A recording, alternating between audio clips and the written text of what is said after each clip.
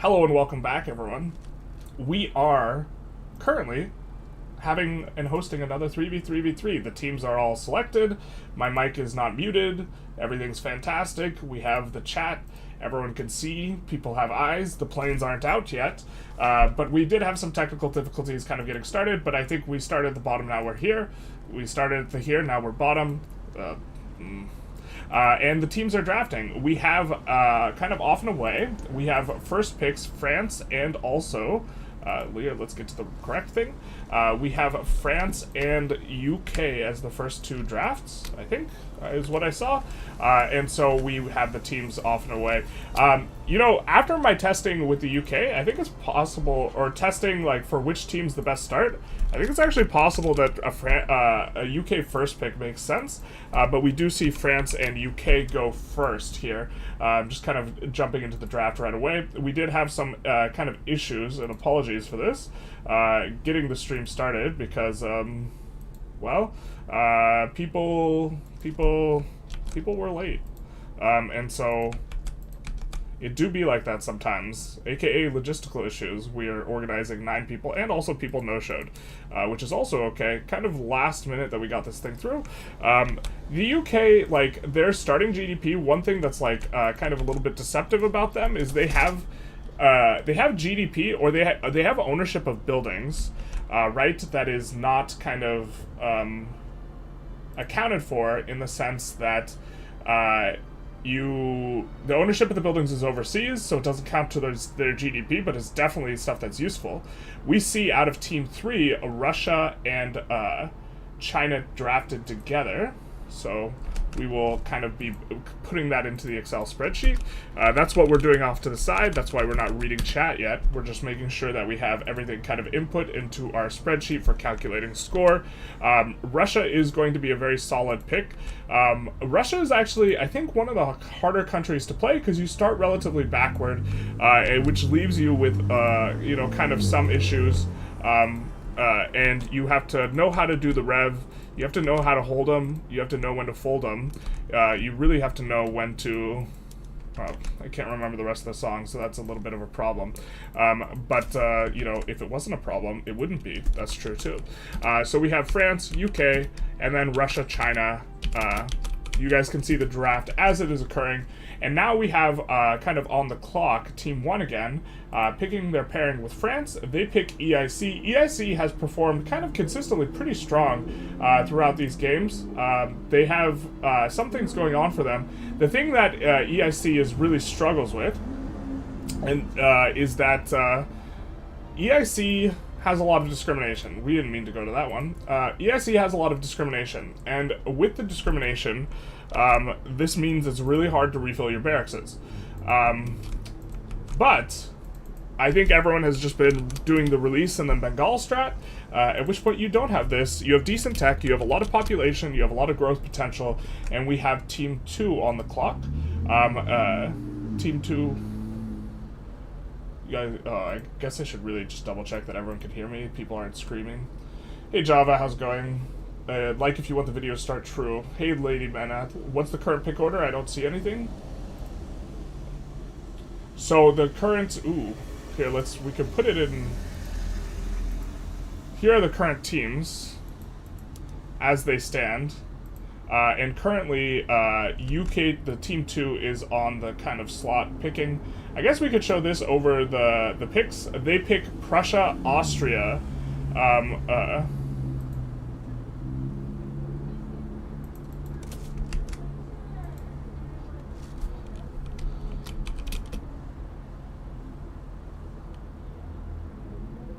someone just asked me a question in the chat.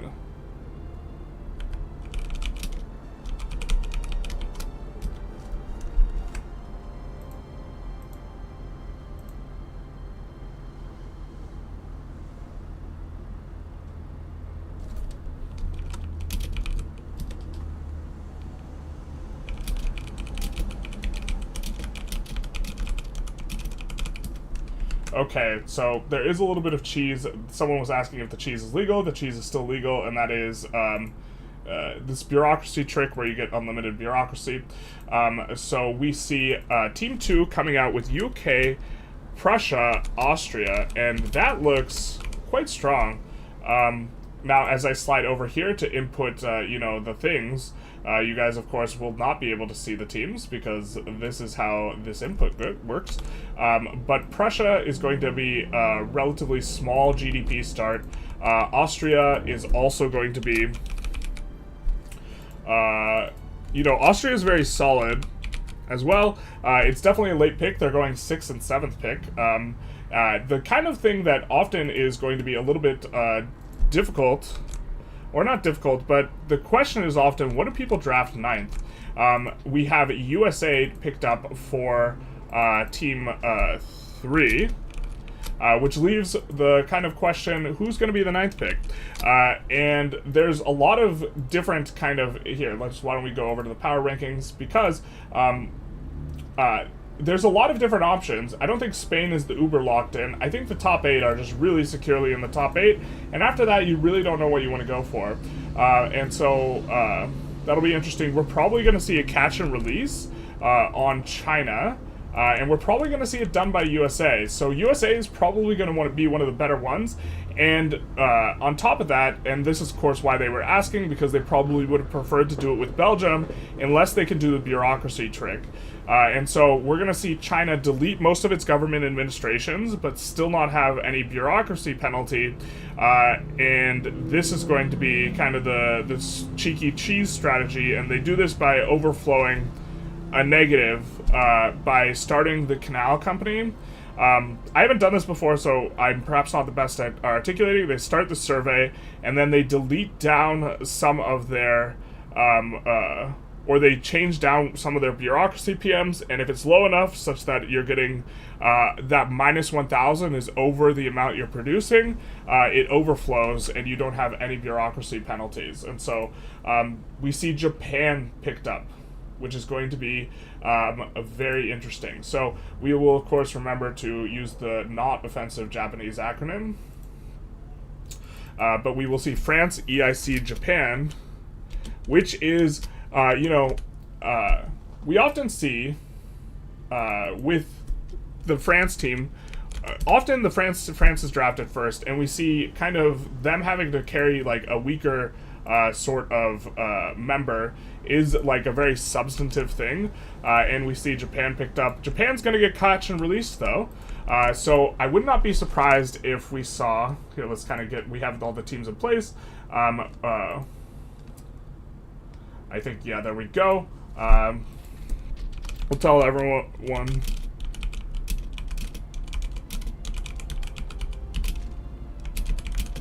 We're letting the players know that there's 5 minutes to start. We're going to start the timer, and we're going to talk about kind of how things have unfolded. But I'm expecting to see Japan not really truly get played. I think what's going to happen, and this is a metagame thing.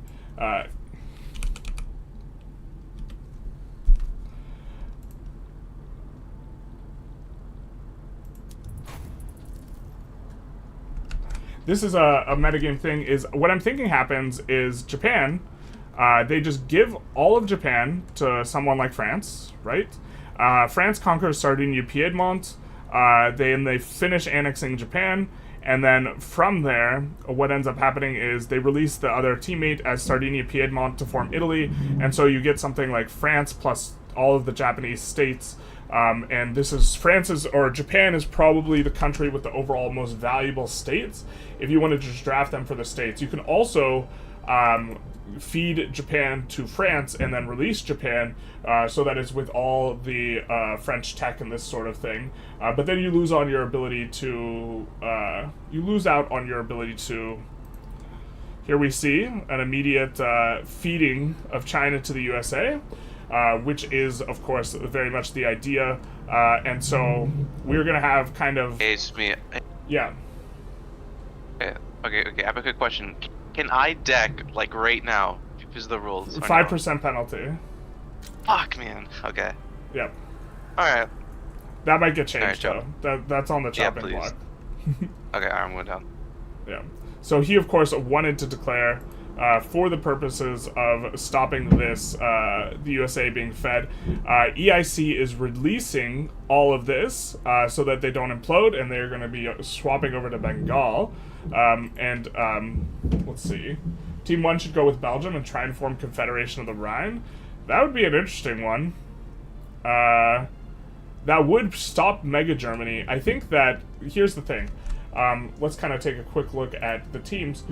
You have two teams with two very strong strategies, if you're on Team 1, that are very scary.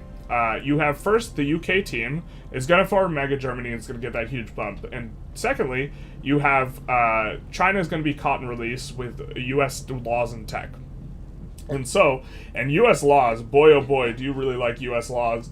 Of course, why I was asked if you could do the bureaucracy cheese is because PD is edging, that's true. Why you do the bureaucracy cheese is that if they can't do the bureaucracy cheese, they wouldn't have picked USA. They would have picked Belgium instead, I think is my guess, because USA has more institutions, and you can only pay for so many institutions with all the Chinese pop, and so you don't really want to catch and release with someone with a ton of institutions, but you do want to catch and release with someone that has, there's a tech. Or a law, the conscription law, because then China gets really like an enormous military force. So we will see what happens here. Integer overflow, yes. Would picking Belgium as the UK team be smart? You get access to the French capital without a naval landing. So we might see Belgium get conquered and then release played as well. The thing is I'm curious to see how this Japan pick gets played, because it can be played in a couple of ways, and that you can catch and release and play Japan. You could just play Japan, or you can just feed Japan to someone, and then pick any other kind of country on the map and be like, okay, Belgium, for example, we're gonna go for the United Netherlands. We're gonna go for Confederation of the Rhine.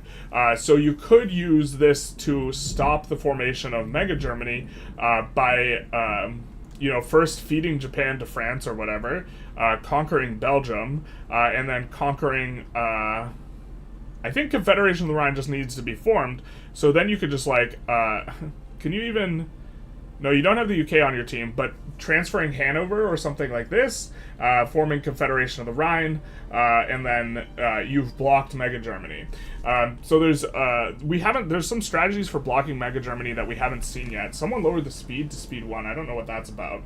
But there are some interesting strategies. France is going to get mauled in Europe. Well, I think that let's do a little bit of a vote. Who do we think won the draft?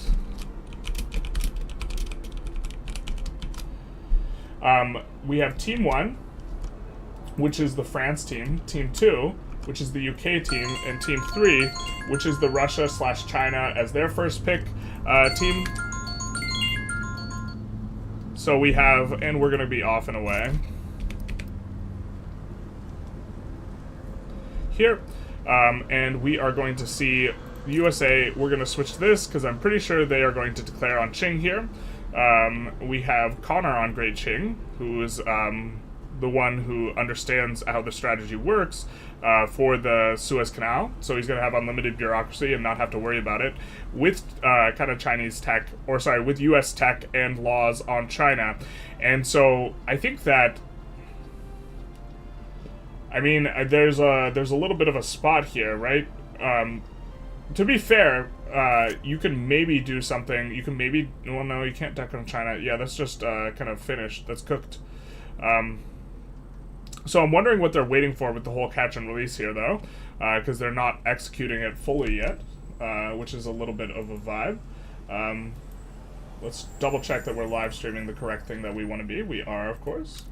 And by of course, I mean dubious at best. And so... let's just kind of go through the teams here, yeah? We have Team 1, we have France, very strong. right? France is generally considered to be the strongest pick. They have the strongest military at game start, and we do have Joey on France, who is, generally speaking, a pretty strong player. We have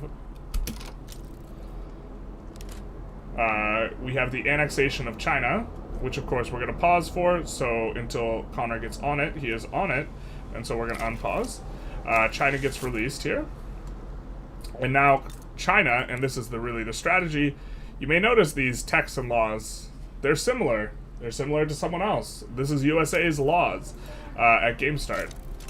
And so that is going to be a thing. We see a pause from, I think that, yep, we see some, we see a pause by Team 1 here, and we see that the Japanese shogunate is...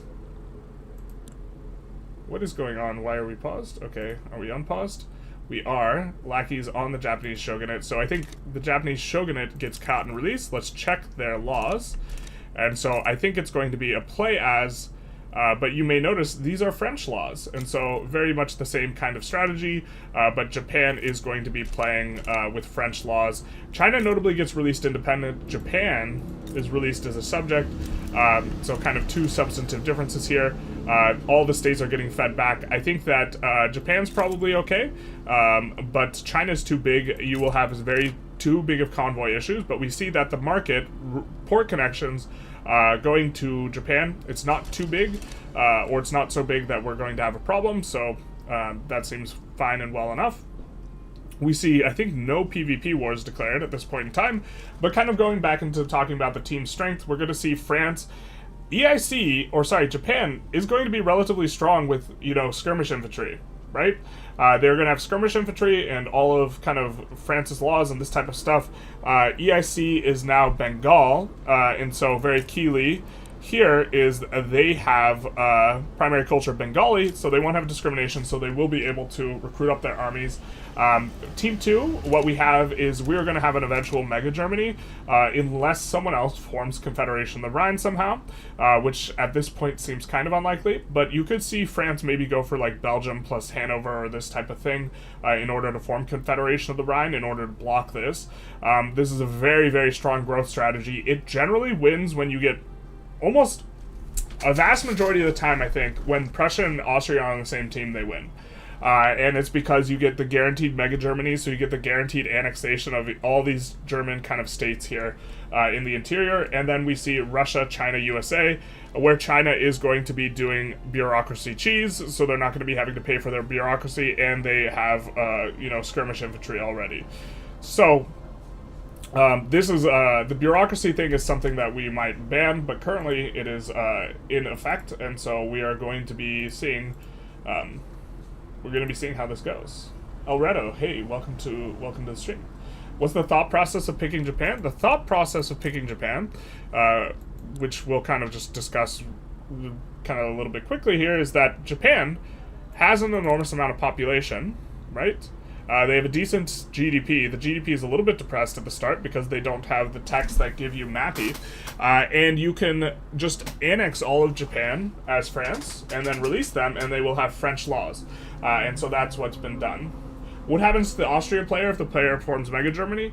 So anytime a team member gets annexed, what you can do is you can release them as from someone else. So what we will see is they will fully annex them, and then they can release them as whomever they like. Probably, or what would make sense to me is they were releasing them as Venice. And if they get released as Venice, here we see this is not a PvP war. If they get released as Venice, then they can form Italy further on. But we've seen most of the time, I think Hungary gets released and they just eco up inside. They usually play Hungary. Yeah, that's usually the choice.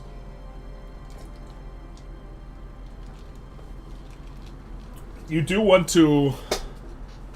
You can brick kind of... a lot of times you move your capital. I'm not sure we're going to see... so, for example, Russia's moved their capital already. And Russia's kind of one of the ones that we often see move their capital. They've moved it over to Perm. and this is to protect their capital. One of the reasons why you might move your capital in Germany is to prevent a country from being released, although having it already in Brandenburg prevents Prussia from being released once you form Mega Germany.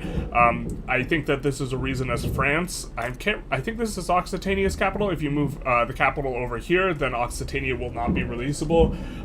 And so we might see a movement of the capitals, but also you could just release Austria again if you wanted to, because the main idea is that you annex all these guys too. If you have Austria and Brandenburg, there's no huge releasable.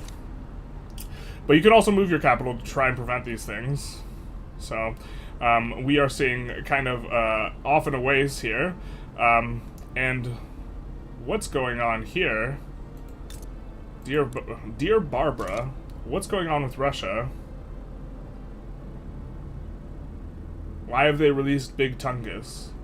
I'm confused. I am a little bit confused here. Why Big Tungus has been released. We could jump in and ask them what the strategy is. Oh, do we not have the right... We left off on the wrong spreadsheet. No, we are on the correct one? Oh, okay. Yeah, so we could jump in and ask them. Let's go to their POV. They're not at war. Wholesome Big Tungus, basically.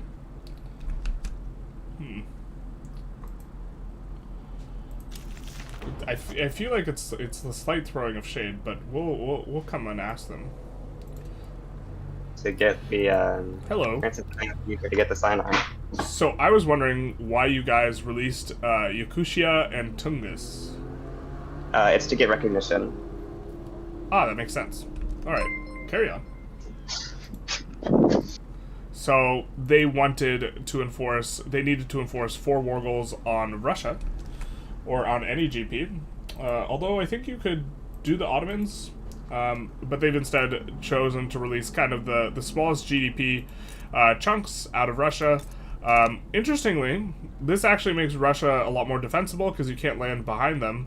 But we do see, okay, some of this gets past the USA in that war, but it is, in total, enough war goals to make China recognized.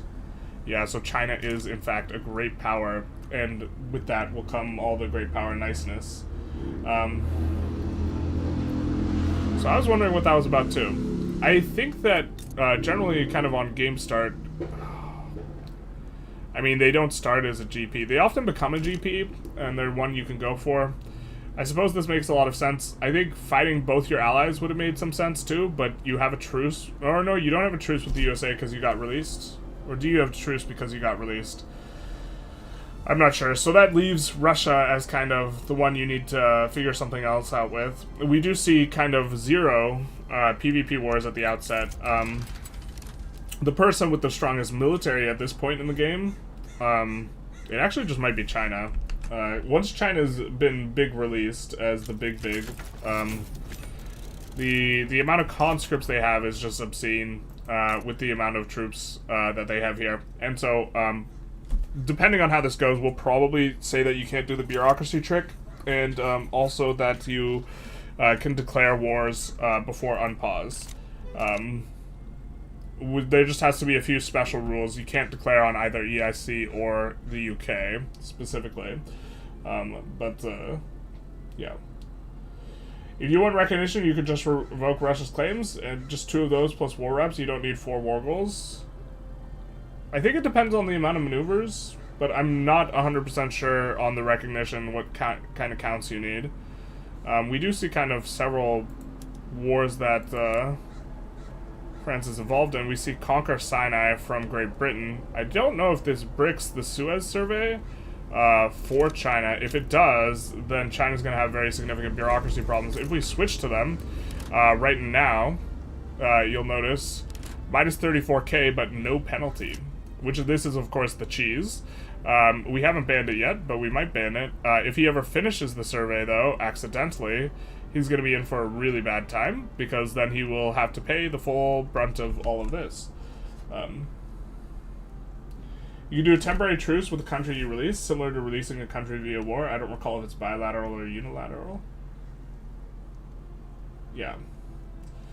Suez survey, no matter who controls China, even if a GP controls China, we do see a pause by Naj.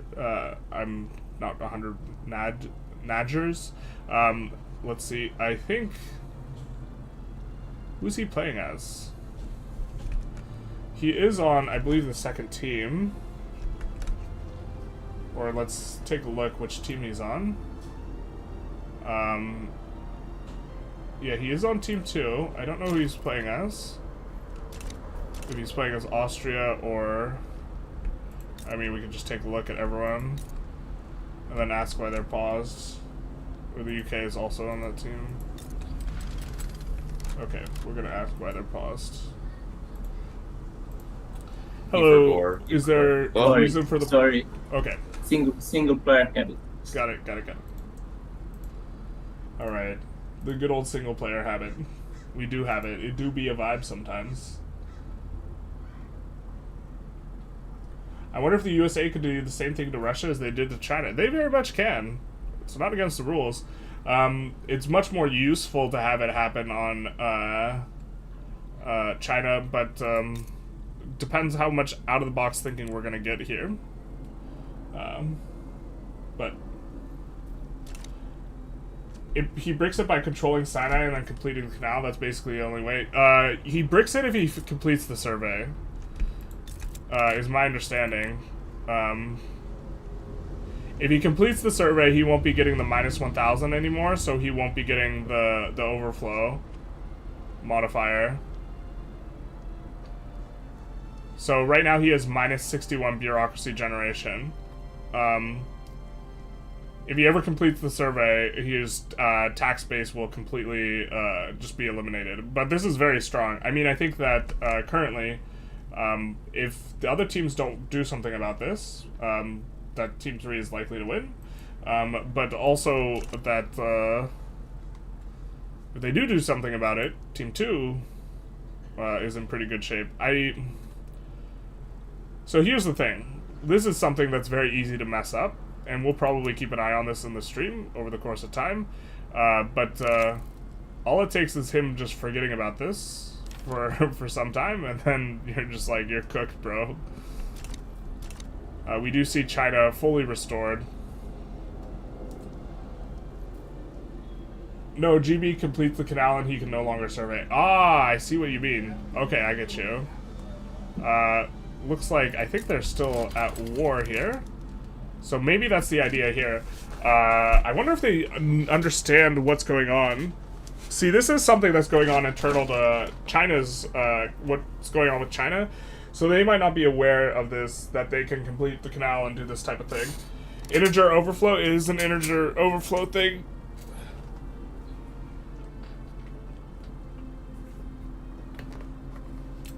Generally, we kind of let cheese slide at least once. And so this is almost certainly something I think we want to ban, because integer overflow is like a little bit, you can see it's minus 61 as the total production, is probably something that we don't want to do, but we are allowing it for this session, and he did check beforehand. I think if you don't allow it, in particular, he might have, or they might have drafted Team 3. Currently, if you take a look, they have quite a bit of institutions. Now, these institutions will never grow because they still have negative bureaucracy. So this is what we got. This is the soup we're swimming in. But you only have one institution on Belgium, and so Belgium is kind of the preferable if you can't do this.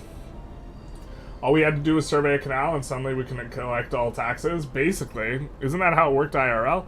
But also, if he ever completes this, he is cooked, and you can see he. Oh no for him. Okay, there we go. But you see he reset the survey here, and so he's gonna just keep doing that. Why is the GDP going... Oh, the GDP always goes down when your buy baskets go down and this type of thing, so it's fine enough. I think that this whole catch and release thing also bricks the what is it, the Opium Wars. We see British NATO cursed. Let's see all the power block names. Tungus. joint front. Not doing anything too messy. We get PD as edging, naturally. And then USA has yet to do a block or join a block. Krakatoa, that'll hurt everyone. It will hurt everyone. That's true. My brain, like, kind of filters out Krakatoa. I'm just like, okay. If someone builds the canal, he's also fucked. I wonder if they know that. I wonder if we'll see an immediate canal. Well, so here's another thing, is, we might see Team 2 and 3 fight over the canal, over whether or not they can brick this cheese. Does the same cheese work for Panama? Yes. It does work for Panama as well. So, a little bit of integer overflow, but, I wonder... I mean, we can ask them why they're going for a Sinai. I don't want to influence play. I feel like if I ask them, I might influence play, so that's kind of why I don't want to. I do want to try and figure out if they realize that getting the Suez Canal is going to allow them to brick what's going on or not. Let's see, what are the war goals here? Liberate Bulgaria, Albania, Ottomans. Not really anything acquiring any sort of infamy. Let's just take a quick look at infamies. So we get 3 on France. They're not doing anything too crazy. EIC has 55. EIC is going for it. Hala hala, bala bala. They are getting the Sikh Empire, which is, and also Burma. The Sikh Empire, notably, contains the state that has the absolute most GDP that is not in kind of one of the top 8 countries. That is going to be a really good pickup in terms of boosting your GDP, and very often people just kind of let Bengal go for it. But to be fair, China can fight them for it. Maybe they don't want to start a 6v3 this early. Let's take a look at Japan. Let's see Paul Allen's infamy. Currently, like right here, and you see Japan is experiencing very significant economic problems because they are not doing the cheese. I think it's in the rule set that, well, someone asked me in the chat beforehand. I'm pretty sure it's not in the rule set that you can, oh wait, here, let's do this. That one's feeding into the other thing. So,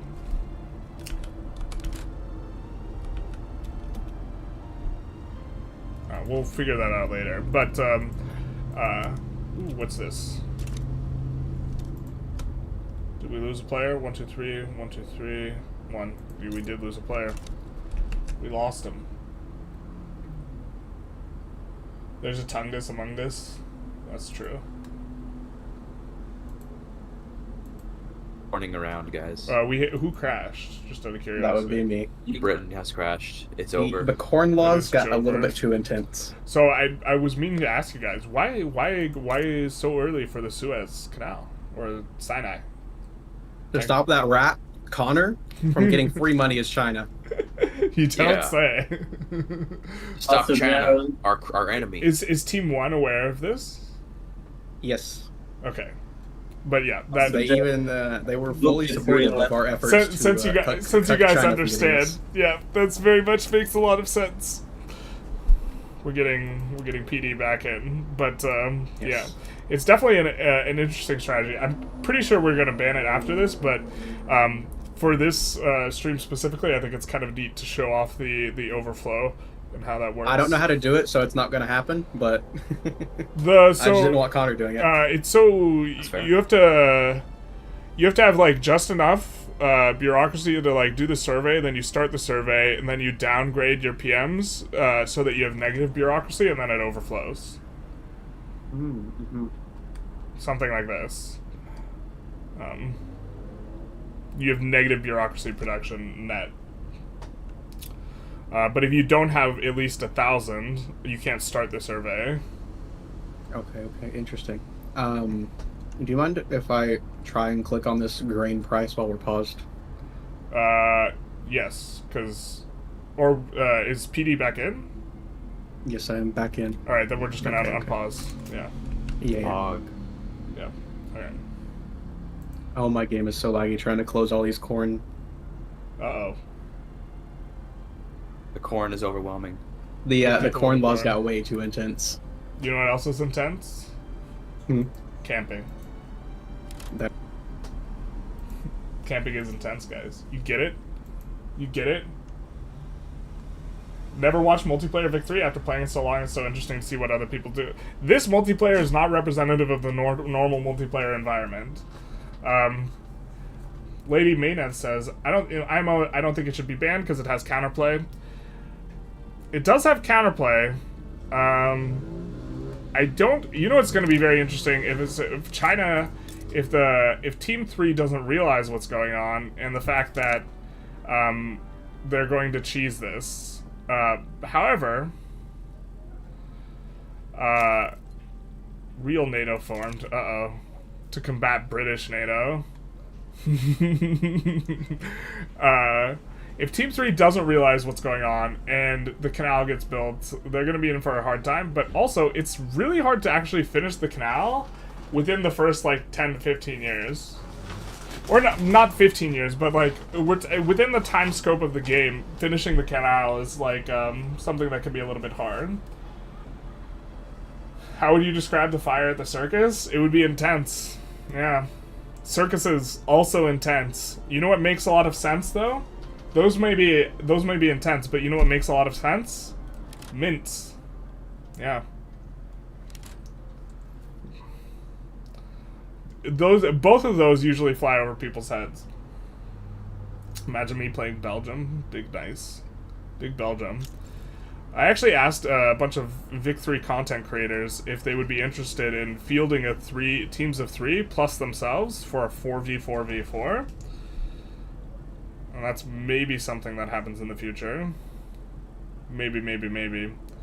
Although after today and everyone showing up late, it's like, it's kind of a vibe, huh? France is doing the things, and UK finally gets in on Egypt.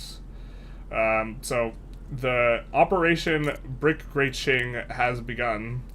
Now they are... Why do they have... Oh, they're moving from homesteading to tenant farmers. Makes sense. Homesteading, I think we generally speaking don't really like homesteading. It makes the rural folk a little bit too powerful. Notably on... You can't allow peasants to migrate on homesteading. This is like a very significant thing. Looking at our poll, though, it seems that most people think that Team 2 won the draft. I really like Team 2's draft. I don't know if I think anyone made mistakes in the draft, to be honest. We saw first pick France, second pick UK. I think UK is maybe first pickable. I think I would rather have second pick, generally speaking. Because that way you don't have to get the 9th pick. Team 1 gets the 9th pick. But then we saw UK drafted, and then we saw Russia, China drafted. I think that's reasonable. I think that maybe you do China, Prussia or something like this, but then you're hyper vulnerable. And everyone, you will get dogpiled if you draft China, Prussia or something like this. And then we see EIC picked up next. I think maybe you could have seen France, Prussia or France. So maybe that's the Team 1 is maybe the situation where you could have drafted a little bit differently, seen either Austria or Prussia on the team. And then UK, once you wheel Austria, Prussia, I think you just lock in. And that leaves only one kind of top 8 pick for Team 3 to pick up. And so that's USA. And confirming that you can do the overflow cheese. I don't think there's much reason not to do this. And go for USA. Otherwise, maybe you would have gone for Belgium. And then Japan. Japan seems reasonable, especially when released with French laws. So, if there's a way the draft could have gone differently, it probably would have been at the site of Team 1 picking something else. But maybe Russia's not as good as I think it is. I think it would be China plus X, so maybe you could draft a little bit different. Reddit loves homesteading for some reason. Reddit has a lot of opinions, generally speaking. The rural folk as an interest group freaking blows. And also you're getting less investment pool. You're feeding money back to your pops at a phase in the game where it's not as good. Like homesteading's like kind of can be a lot better like late game. or if you're having migration problems and you have peasants in one state and you want them to go somewhere else. But with this, if you conquer Beijing and you need Han Pops to migrate, bro, you just build over a bunch of the arable land and there'll be a bunch of unemployed. They won't be peasants. So homesteading is really good for SOL though, and I think this is why people like it. I think that much more than me, everyone else seems to use SOL as a metric of how well you're doing, and the problem is SOL doesn't really reflect how strong a country you are. GDP is a fairly good metric for showing how strong a country you are, and the way you SOL max, if you're SOL maxing, often is in conflict with being as strong a country as possible, because it's good to like close the borders and be really small if you want to max SOL. Team 1 needs to pick Russia? First pick Russia? I don't know.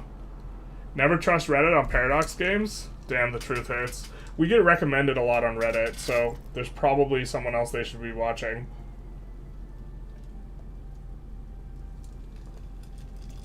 In the Vic3 subreddit. I don't know.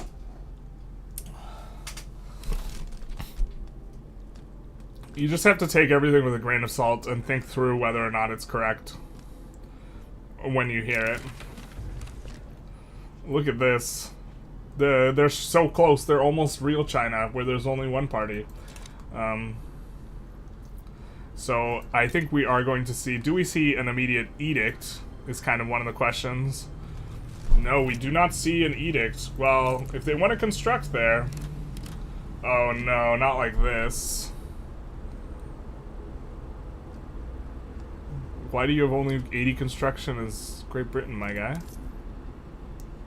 What's going on here? I feel like that number should be higher.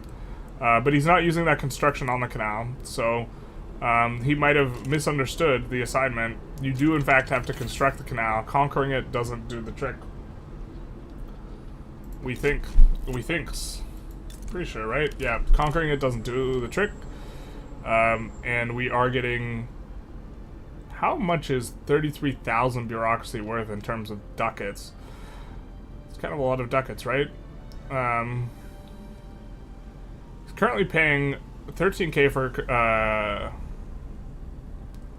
for government administrations. He has a little under 1,000 here. So it would be like 30 times that, which is a lot. Also running a huge deficit, of course, to crank up construction as much as possible. Number 5, pick Prussia, not EIC. Leaving Prussia, Austria is a mistake. Yeah, so I think that this is maybe the site at which you could make an adjustment that would have made a lot of sense.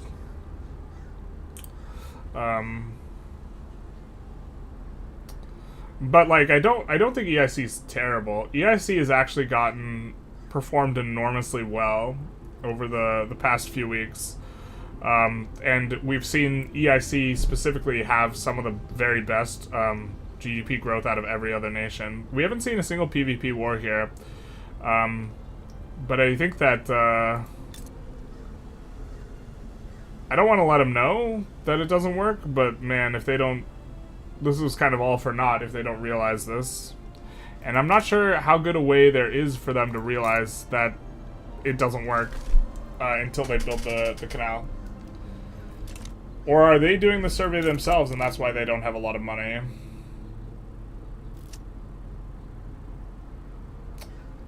That makes sense. They don't have the bureaucracy to do the survey themselves. What they need to do is they need to do the survey cheese themselves to do the survey and then rebuild their bureaucracy, government administration, or something like this.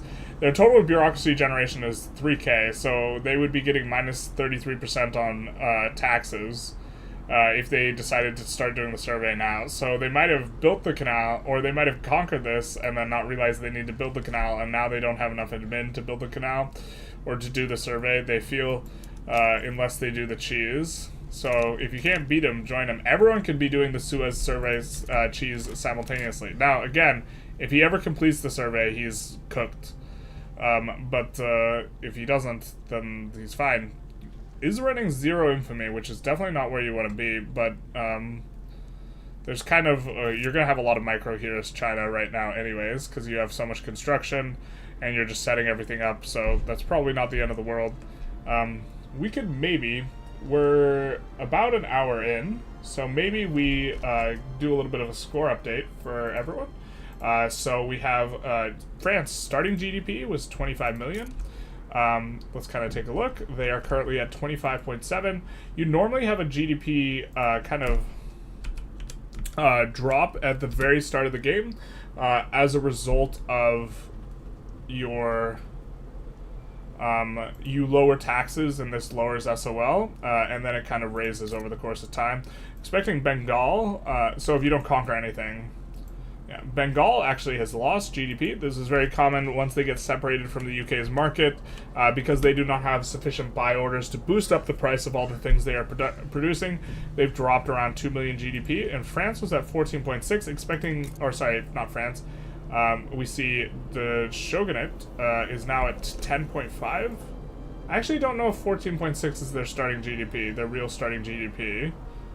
Can someone in chat check the starting GDP on this patch? I don't think it's 14.6, but they're at 10.5 now.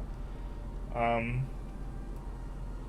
don't think that's the. I think that's what the old starting GDP is before the mappy changes. We see Austria-Hungary go after. So Turtle Island is not banned, by the way. Turtle Island is not banned. Are they going for a Turtle Island? Oh, that'd be spicy. We haven't seen anyone try and do it, so I think the consensus is that if you do it, you're gonna get jumped. We see UK is similar issue to EIC. They are down 20. They are down around 3 million, 3.2 million. They are down. Prussia is up a little over 2 million, which for them is 20% of their GDP. Austria was at 17.6 at game start. They're at 20.1 now. For some decent growth here for Team 2. Of course, this is really kind of early. We see Russia, they started at 28.3. They are down to 27.7. They did give up some states, though. I'm not sure if that's I think there's probably a better way to get recognition, but recognition is had for China. China is down from 82 million GDP at game start to 61 million, which is a very substantive kind of decrease here. And we have USA, which starts at 16.6, and they are down. They are up. They are up quite a bit. They're up 21.1. They have the largest percentage growth. Yeah, I just want to bring attention to the chat that there's a market liberal landowner. Okay, that's all I wanted to say, so people can skip foreign laws. There's a market as liberal. An agitator. Yeah. For what nation? No. He's floating around the agitator list. I think the AI kicked him out in Bavaria earlier. Yeah, I just wanted to say that. So if a nation wants that, they can get it. So all right, that's all I wanted to say. Yep. Interesting.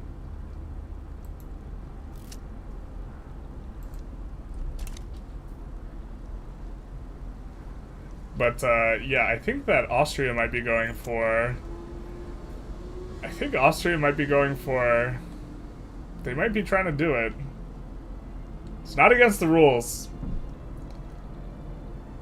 The thing is, and it's part of Great Britain's team, so Great Britain can transfer over to Austria anytime they want. They can give Manitoba to Austria. Now, Manitoba does have to stop finish colonizing, so this is probably why they're waiting. But you're adjacent to the Iron Confederacy, and you can do Turtle Island. So that is going to be a spicy meatball if we see it. Them go for Turtle Island. But we will show the score to the players.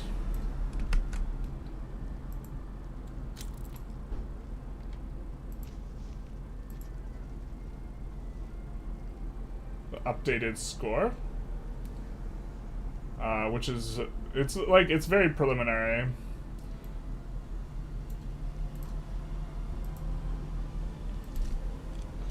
But I wonder if the deleting all the bureaucracy just really tanks your GDP. Maybe that's like a huge source of GDP tank for them here at the start. Because you absolutely kill paper prices, right?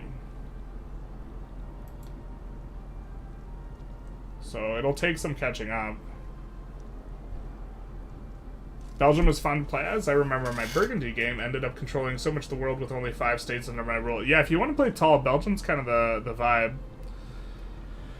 Or if you want to play really tall, California, but we do say.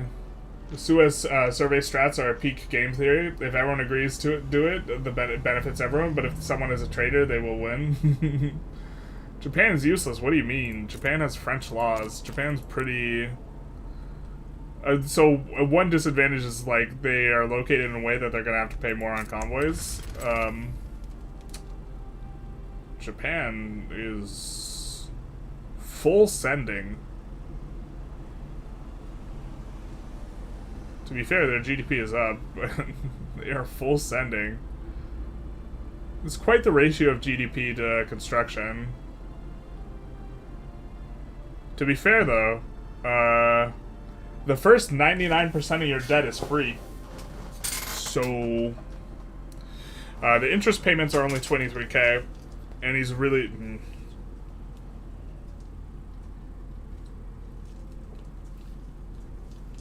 You also technically can wipe debt by having a team member annex you and then release you.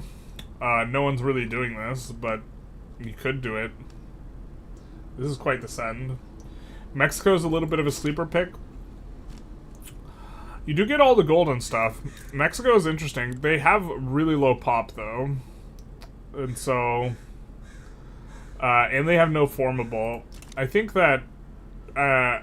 I'd rather see someone just conquer Mexico than, like, pick Mexico in a lot of spots. Or, like, something like New Granada or Bolivia is kind of a little bit similar to Mexico.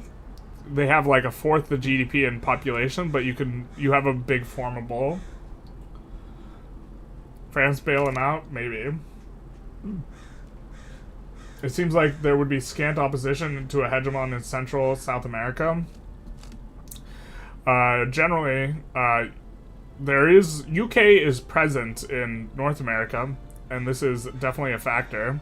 We are going a little bit slow as well, so someone's maybe on a toaster, which means that strategies that get executed and are really good early on are just going to generally be better. We see Japan is going to solve its bureaucracy issue because they just got central whatever, so that's going to be okay for them.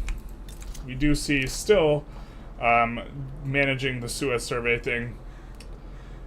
In single player, well, I mean, we wouldn't do this because we're not, like, this is... I don't execute every level of cheese, and this is, like, a little bit too cheesy for me, but in single player, I'd also be terrified of, oh, look at this. His GDP boosted by 40 million. What boosted the GDP by 40 million? Wait, what the fuck? I'm gonna ask. Because I am uncertain about that.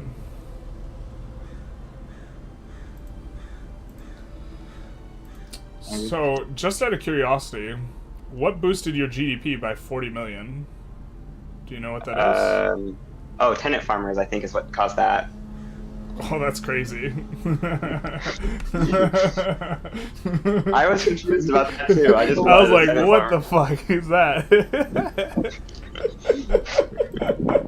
Alright. I just know tenant farmers is a great boost. Oh, that's crazy. That's such a big boost. So tenant farmer is giving like one additional grade just because there's so many subsistence farms and that's such a large percentage of its economy. So the free peasants in the subsistence farms, PM. Yeah, let's take a look. Bro, that's wild as fuck.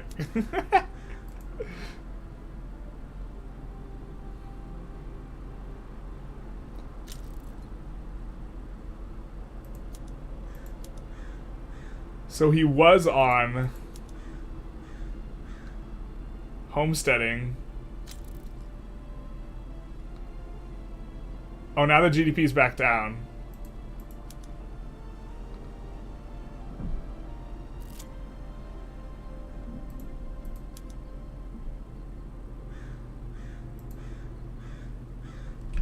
It's back down. So is it... I think I know what it might be. Why the GDP's down. It's that you still had all the buy orders from all the half ownership from the peasants, and then the buy orders went away.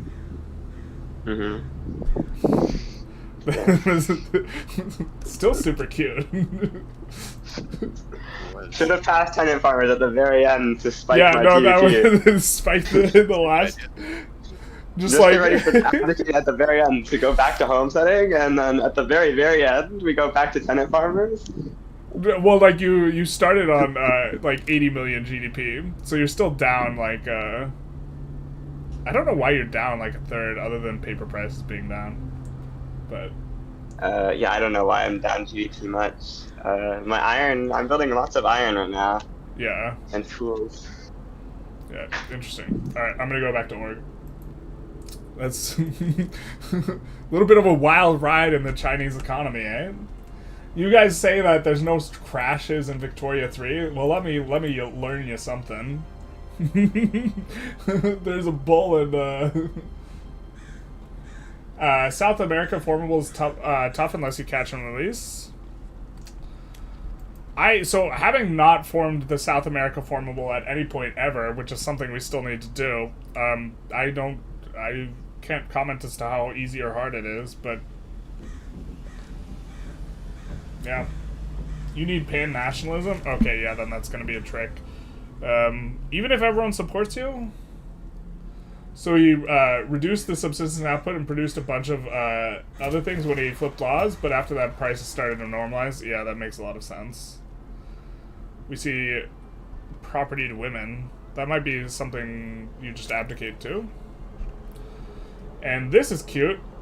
USA requests foreign investment rights in the country, so USA can now invest in China. We haven't seen too much of these types of strategies here, but the unilateral investment agreement, I wonder if they're trying to do some sort of block manipulation. Probably not.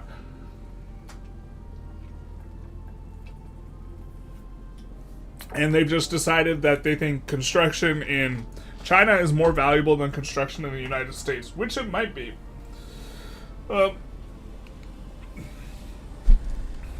mean, you have a bunch of influence anyways, and a multiplayer influence is not that useful, so we can maybe get behind that. Still no.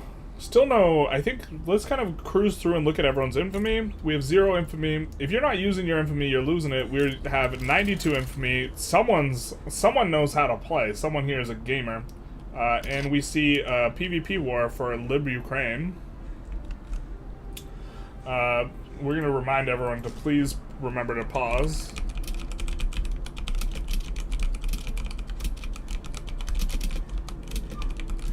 But we do see Prussia has declared on Russia for Lib Ukraine. So the 6v3 has kind of begun, we think, because Team 3 is the Russia-China-USA team, and also everyone in the other two teams, the entirety of their Discord is in them. So we are going to see a 6v3, is kind of what I'm thinking here. So we're going to see a bunch of people join here. Liberate Ukraine is the primary war goal, and I'm glad they're doing this now instead of way later, because you can't dog. I think players underestimate the amount of time it takes to resolve a very heavy PvP war, but it is quite a few. We're also going to go to Speed 3 once this war kind of pops off. Very substantive liberations, and we might see some war goal bricking. So they have to declare... they have to violate sovereignty on the allies as well here. Because what we might see, and we see another pause, I assume that's another war getting started, or just Nodgers. Who is he playing as again? I know he's on team 2. Austria, Prussia. So this is another war. Is it this one? Oh. So we see another war getting declared here. Real NATO has formed yet again. I wonder what that's about. But we might see a bricking of war goals here. And you see Conquer Georgia. Now this is them declaring on their teammate for Conquer Georgia. Is Conquer Georgia also in here? Okay, it's not. I'm not sure I understand why you do the play on your teammate here for Conquer Georgia specifically. But Conquer Massachusetts definitely makes sense because that's a New England thing, right? I am going to ask why we paused. Or, well, a bunch of plays are getting... Another play has been declared. Okay. Or has it? Okay, we're gonna unpause. It's been 30 seconds. And I think they're just stalling for time. Okay, so that was another join. There's another join. We're seeing a bunch of sides. And another thing is, okay, what are the economies looking like going into this? China has basically no debt, and so is maybe not in that big a problem anyways. And so...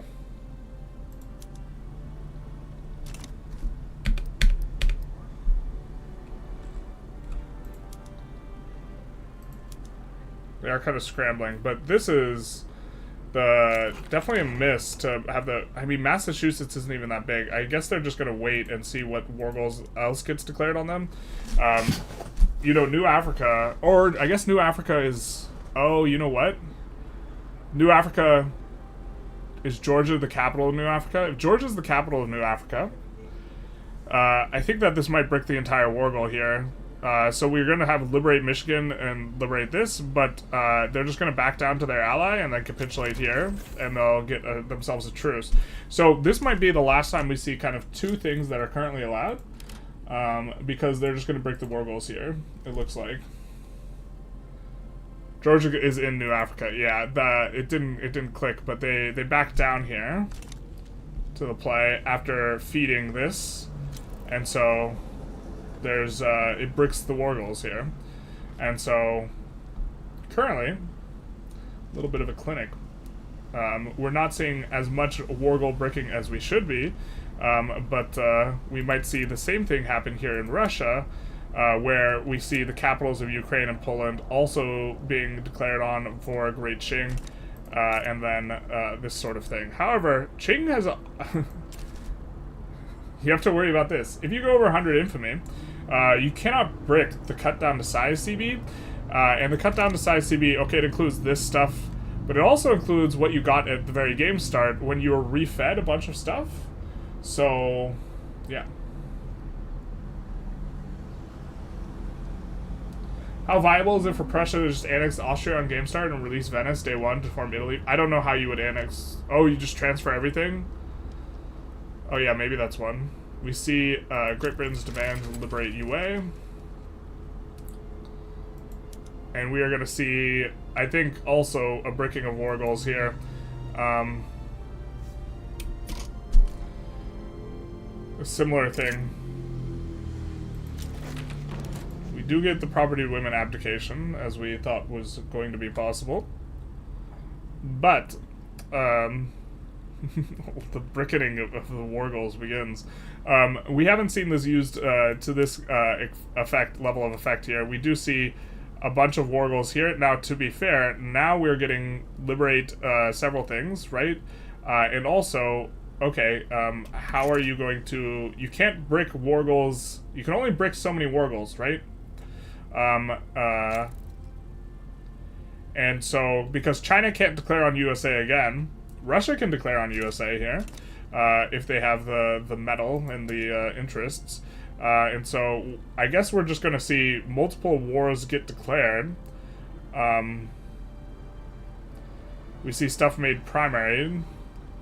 You'd probably want to choose something other than British war reps, because this war will China has zero like they can never enforce that. So that means that it'll never be a tick below zero type of thing. We see France side for liberate Manchuria.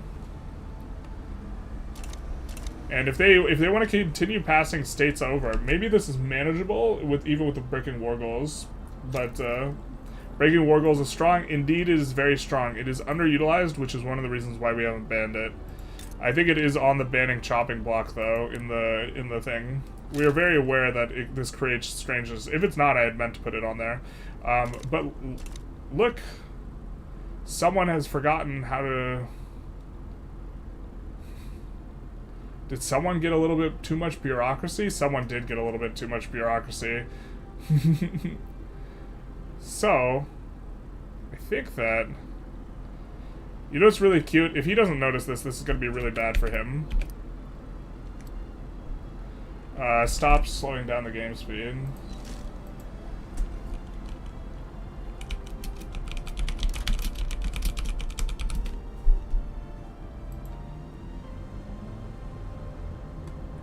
If a war is not yet started that's PvP, we are going to go speed 4.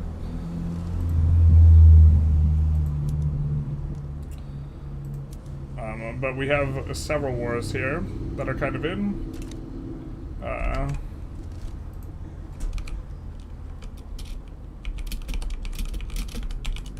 But if he doesn't notice that he acquired government bureaucracy because he acquired it in Georgia and Massachusetts, he's just eating basically zero taxes here.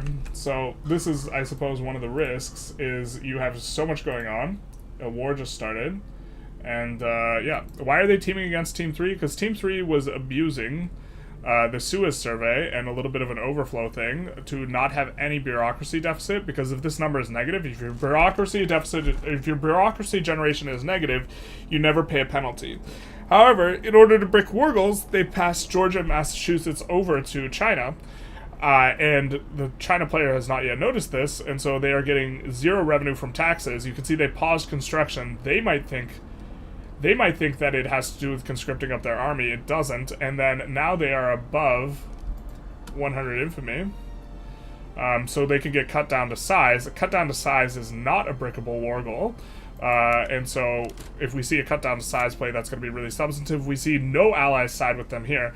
So, okay, they do have the strongest military in the game, but is it stronger than Bengal, UK, France, and Japan? I kind of doubt it, so we are going to see a bit of a vibe, and if he doesn't recognize that he needs to delete government administration soon, he's going to be in trouble. Now, no one's declaring a cut down to size play. The war is afoot and is battling, so we're going to reduce to speed 3 here. But, this war is afoot, and Russia is getting... Oh no, for Russia, they didn't break the war goals on both the things. Yikes. So Russia is facing a very substantive type of release thing. So Team 3 is in trouble. Team 3 is in trouble.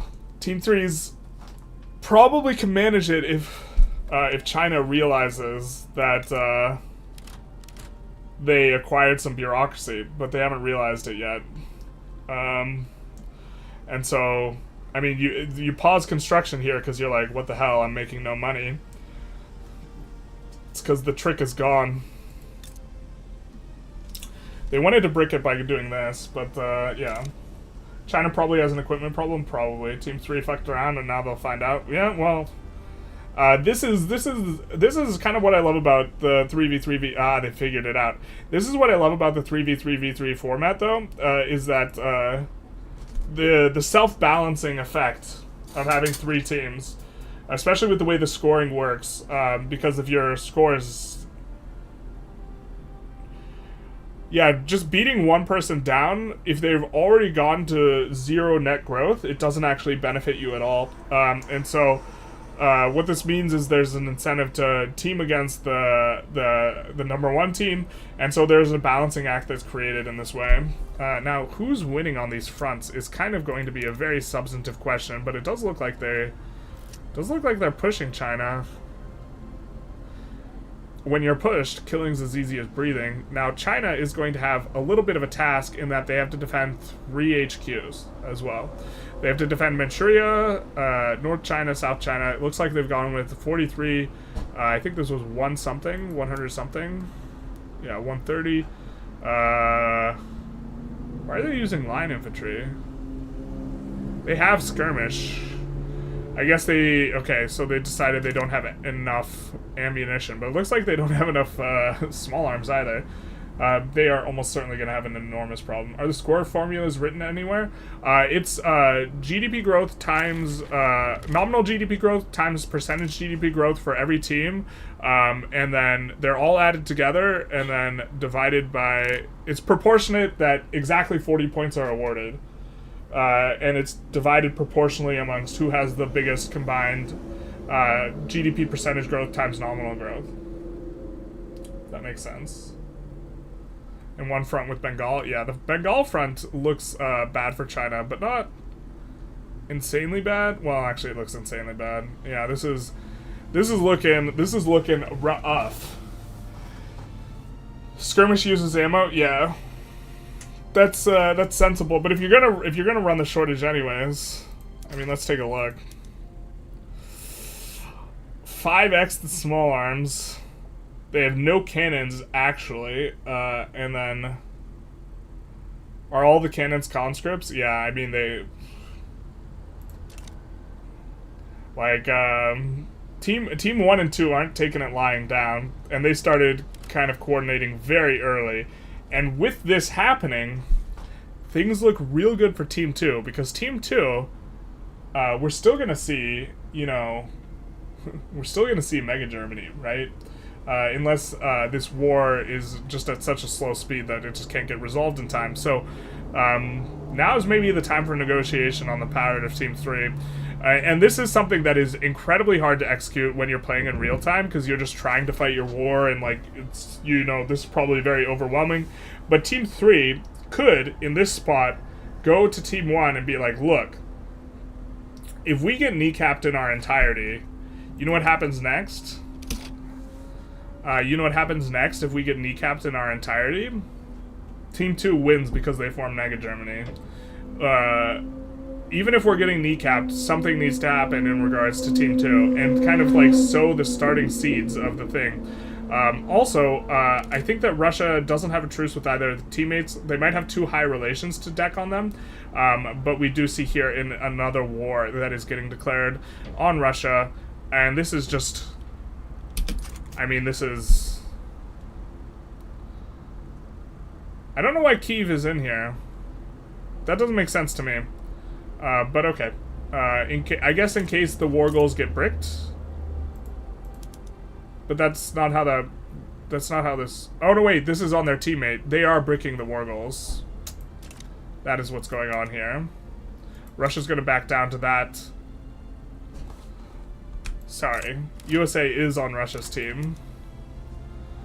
Here. And so they are bricking the 3 liberation war goals here. Still gonna have to transfer and pay war reps, but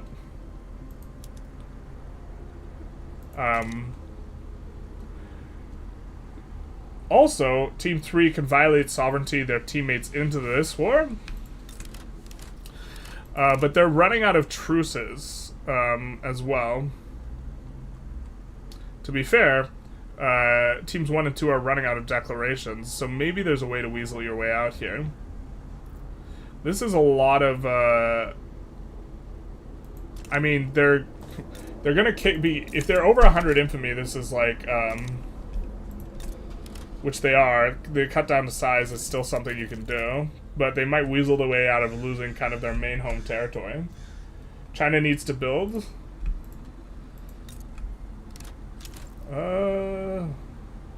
Yeah, I mean, they have paused construction right now. I mean, if the effect of this war is that China pauses construction for like forever and the other teams don't need to, that's also really substantive. Capital, so we can't release? Yeah, I realized that. I thought USA was on a different team than Russia. Russia backs down, and then they're just going to capitulate. To be fair, though, paying out Russian war reps does suck balls. Oh, and we see Belarus does not get properly bricked. Poland got bricked. Looks like Belarus didn't get bricked. So this is going to be a huge boon for Prussia as well. So in terms of who's gaining or who's gained from this, so far Team 2 is gaining off of this. So Team 2 is looking in a very nice spot, now receiving diplomatic pact of war reparations. Wow, that war reparations thing is so low. What's going on with Russia? Yikes. So Russia intentionally floating negative bureaucracy to pay less war reps. Very strong. We see USA being a pal, taking on debt. I'm, of course, joking about the intentionally floating the negative bureaucracy. Technically, they could do the survey thing, too, if they wanted to. So, if everyone just starts doing it, that'd be kind of cute. But this is a thing for us to watch as well, because if this ever goes south, you're just like Dunskies. Who's going to cut down USA? Don't they have truces? They do have truces, but they back down to this play. They back down to the initial play, so... I think Russia... Actually, no, Russia can't declare on USA anymore. This is a good old-fashioned wham-bam 1v1. Oh, wait. It's a 2v1. And USA, the French war reps, I'm not sure how they plan on enforcing that. If they don't do that, this is probably going to get enforced on. Now, this isn't too much stuff. Joey's being very conservative with kind of the expenditure of infamy with a lot of these war goals, being the France player. The rear naval invasion, you love to see it. Oh, you know what? Bro is just leaving 12 behind in Occitania, and that's it. Super risky. He might get the bisky. It's very hard to, when you feel like you're playing on defense, though, it's very hard to be like, oh, you know what, I can just attack him. But Paris is wide open. So probably almost guaranteed a mismanagement on the bat. France should at least leave behind 10 battalions in both HQs, like at the very minimum. I mean, I guess he's playing we're gonna eyeball and if there's a naval invasion, and we're just not gonna miss it. A big kind of problem here, though, is I think that I don't like these war goals, man. I think that you play the defensive war goals. Wojtek is paused. I think he is okay, he's unpaused. The kind of classic. Ooh. Ooh. China gets in, very cutesy. For a second, I thought China had the 100 stack. It's Bengal with the 100 stack. But yeah, you do have to defend both the HQs, or you gotta try. Diddy himself, oh no, Diddy did diddle. That's why he's in trouble. But thank you for the follow. Speaking of the rear invasion, so... I mean, USA has... Where's the defense? USA is busy elsewhere, I suppose. Very interesting. This is definitely an exciting one. Are the other teams pausing construction, I suppose, is maybe the question. Not paused construction, but only 93. We see not paused construction on 100, running a very significant deficit, huge bureaucracy deficit as well. On 10 construction, but not paused construction, but that's... I guess he's re-adding right now, but that's looking pretty bad. So Team 1, between all of them, has maybe 250 construction. Team 2 is really kind of throttling it. They are paused with UK, but to be fair, 50 of it's activated, right? So let's take a look at Austria. Let's see Paul Allen's construction. There's 150, so about 200 on the team so far, and 85 not paused, benefiting from the war reps. Maybe 300-ish total construction for team 2, and Team 3, which is Russia, has 89 construction not paused.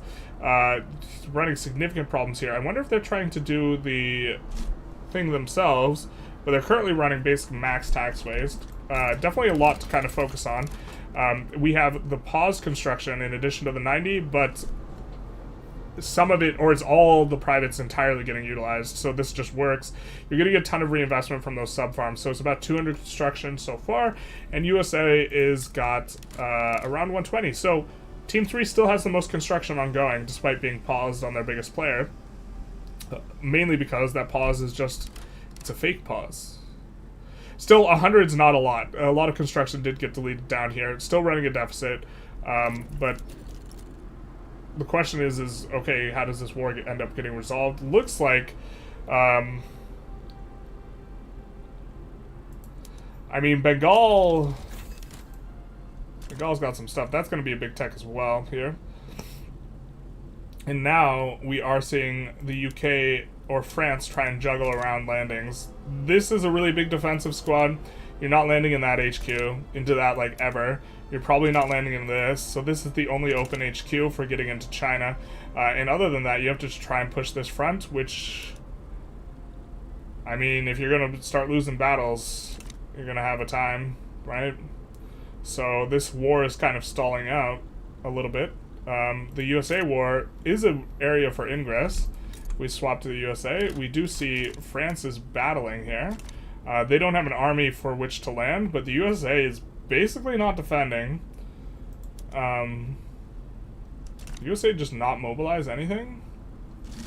Bruh. It's a bold strategy, Cotton. We'll see if it pays off for them. Diddy himself says, I forgot to change my name. Yeah, since all the Diddy stuff's happened, you forgot to change your name? That's a bold forget, Cotton. How come the team with the most growth has negative points, and the one with 20% less has the most points? Because it's based off of nominal... Well, so the GDP, it's based off of nominal growth multiplied by percentage growth, and Team 3 started with the highest GDP. EIC has a third HQ as well. Ah, that's right. They do have this one. Right? Journalists, have you thought of doing a comp game with this, but no teams, just a free-for-all? I mean, we could maybe do that. We wouldn't score it, though. Right? Because there's obvious issues in that whoever gets Great Britain and France are just going to have a huge advantage. Whereas here, the presence of teams and also multiple teams helps to balance that. USA is kind of in a little bit of trouble. USA is also going to have some... looks like they finally started conscripting up, though, so maybe they're not in trouble. Maybe they're okay. But this is going to represent increased expenses for the USA player. France is off fighting China, yeah.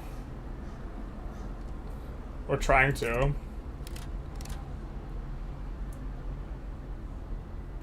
I mean, as it stands, teams 1 and 2 have more combined total construction than Team 3, but neither team has higher construction. So if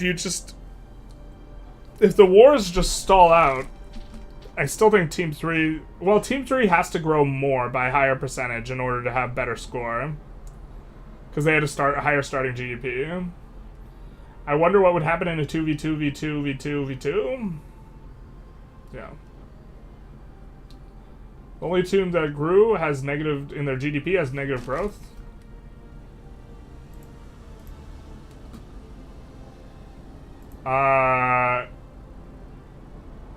Team 3 started with 120 million GDP, and at the last check-in they're at 109, so they have negative growth. Negative 17 million. Team 1 has negative 5 million growth, mainly because the EIC pricing changes.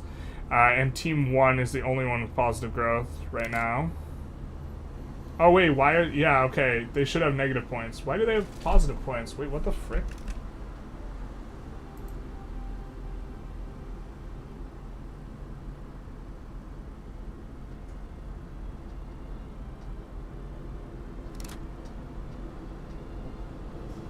Is it buggy because 2 people have negative points?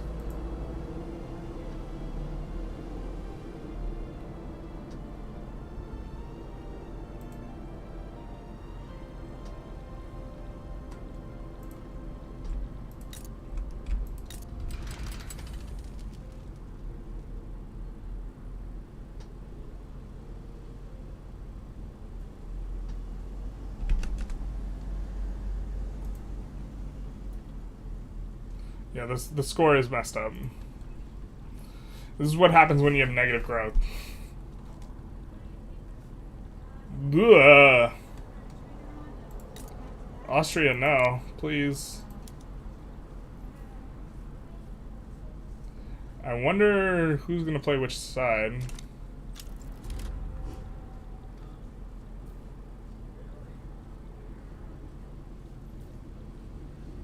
That has got to be like, oh, sorry, that's an uprising against an uprising against China.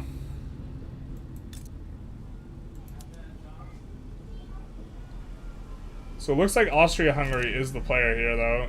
Very fortunate that no one decided to thumb their pie on that one. They're even hitting the spreadsheet. No! What do you say about a multiplayer game with 2 GPs that help small nations develop and get them into their influence? One helps sabotage. Culmination would be one great war.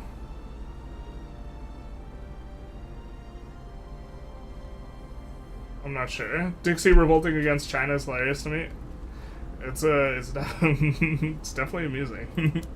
I wonder what happens if they lose here. Which they might.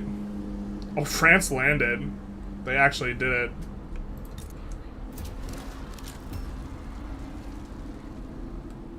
They have a disadvantage on the front, but they did land.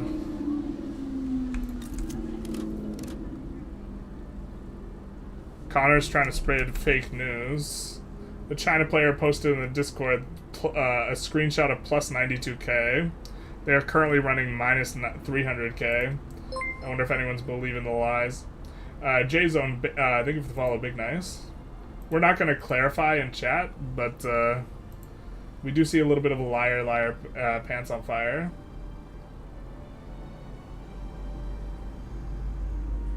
Could you please center align the last 2 columns?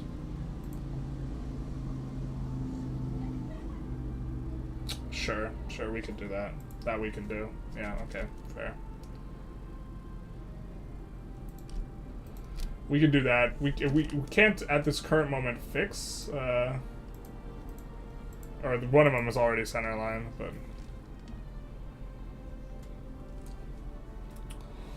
France gets kicked out. Immediately starts relanding.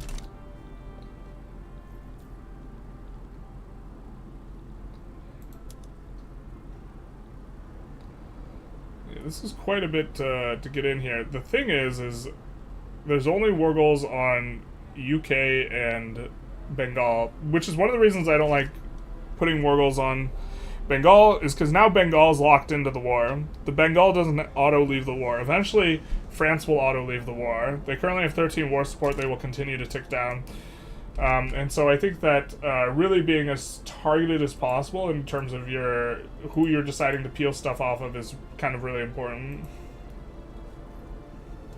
Austria? Ooh. If Austria loses this is a 25% score penalty for their entire team if they want to keep playing on Austria. So, what's the record of forming Mega Germany in single player? Because I only achieved it in 1847. Someone posted a screenshot where they did it in 1842 in the Discord.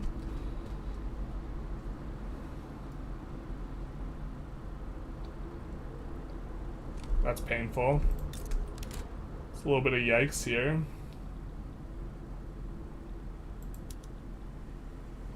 Japan's just conquering Kutch, which implies to me they're not really in any of these big wars anymore, huh? Yeah, they're not. No, wait, they are. Japan's just saying, nah. We can't do anything substantive enough, so we're just gonna go after Kutch. I mean, they don't really have any military. Their GDP is really small. I don't know. What's going on with Japan?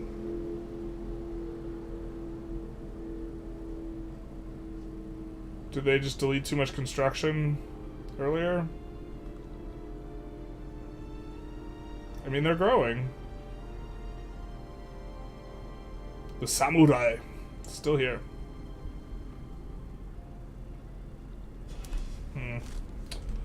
Okay, fair enough. They're going after Kutch. I feel like they could be on this front Maybe they just don't think it's, like, worth it, and they can grow instead. They aren't researching a tech. Well, if you're not researching a tech, it just overflows, or it just flows into your other stuff. France can decrease autonomy on us, oh no. Oh, that's another thing with a variable with Japan. Japan's paying out to France right now. Yeah. The UK is almost kicking the bucket here. France is in really bad shape as well. China's gonna be in bad shape, but they're not currently. They just restarted the survey here.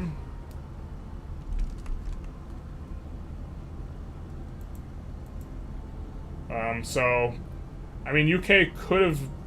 Is UK building the canal now? No, they're not. They could have gone for building the canal to brick it, but that's such a big investment. So, I think once this finishes, I think we'll update the score. And it looks like they're holding on.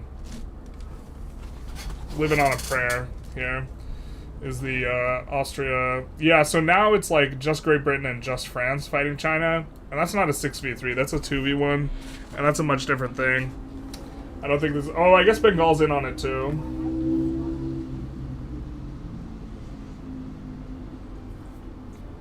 Eventually it's just going to be Bengal and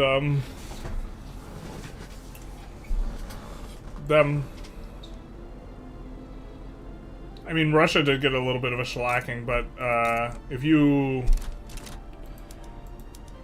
We'll give you white peace, that's probably okay, but if you, like, lose this, that's so bad for Team 1.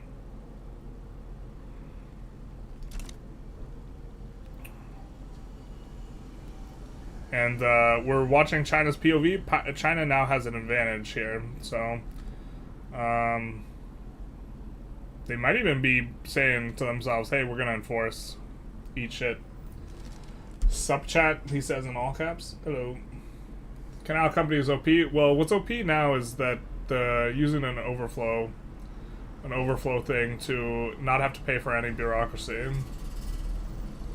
It does mean that you don't get to expand your institutions at all, but yeah, we're probably gonna, well, there's some counterplay in that you can build the canal, but building the canal is such a big investment. Also, it's too late now for them to build the canal. There's well, I guess we have 2 hours left, maybe.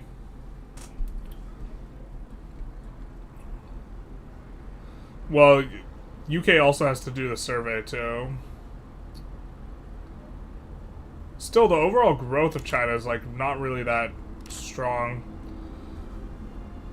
I mean, it will be once they don't have anywhere near like this level of conscription.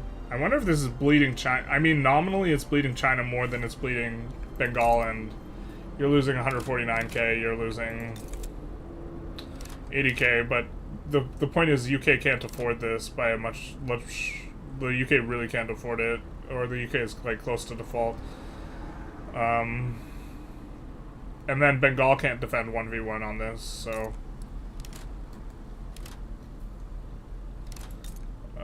we do see a white peace, or a peace deal proposed. Is it a white peace, or is it a FU type of peace? Proposed by Great Britain is a white peace. So Great Britain's feeling too much of a squeeze. I think that this makes sense. I don't know if Qing has accepted or refused it. Looks like it's pending. Looks like they're just gonna let it time out. Maybe. I mean, currently, UK is on Team 2, and EIC is on Team 1, so it's not like there's a third-party, non-participating beneficiary of continued war. They don't know how much China is dying. I mean, yeah, I mean, as China's conscripts actually come on up, the things are going to get a little bit more grim. They could also just hold out super long for all the truces to, like, if you hold out for 5 years, all the truces that got bricked before are like gonna, you know what I mean? You can like put in again, but like looks like China gets a landing in. France players, oh, not the France player, but a bunch of allies of Great Britain are pretty quick about it. France, I guess, doesn't realize what's going on here. This occupation is going to make their war support decay out faster, but they're going to get out pretty soon of this war either way. And then, even the UK and Bengal just 2v1 aren't going to be able to fight China here, so...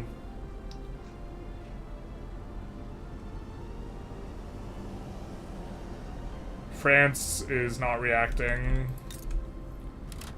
Unless they're doing a relanding behind. Is that the plan? Nope, that's not what's going on.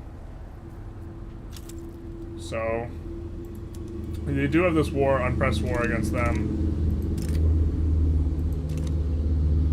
NATO, but France, true. Isn't 6 years a bit late in the meta? Yeah. The problem is that it's taking too long to, you can't build the canal now. China is not going to die from the bureaucracy. They're paying no penalty because they're using an overflow bug. This is something we probably ban in the future sessions, but I wanted to allow it because we haven't really shown it.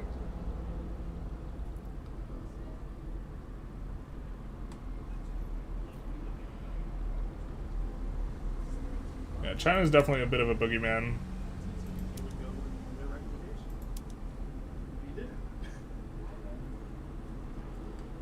There's two adjustments also we needed to, before people decided which team they wanted to be before the draft is, yeah, we're gonna probably make those.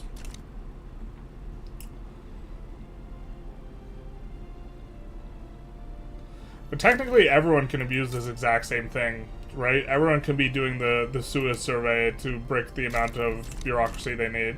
Only China's doing it, and everyone else, look at all these suckers paying for bureaucracy.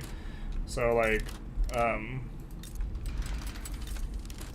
it is most advantageous for China because they have the most bureaucracy costs, but still everyone could do it. And it looks like someone did not agree to the white peace proposition. So we might be in for a little bit of a time. So I think we're going to update score again, because we are now a couple hours in. So let's do it. Let's get to it. Because I don't think everything gets resolved super kind of quickly. France was on 25 million. They're now on 30.4 million. Great Britain just capitulates out and gives up war reps and leaves Bengal to their fate. Yikes.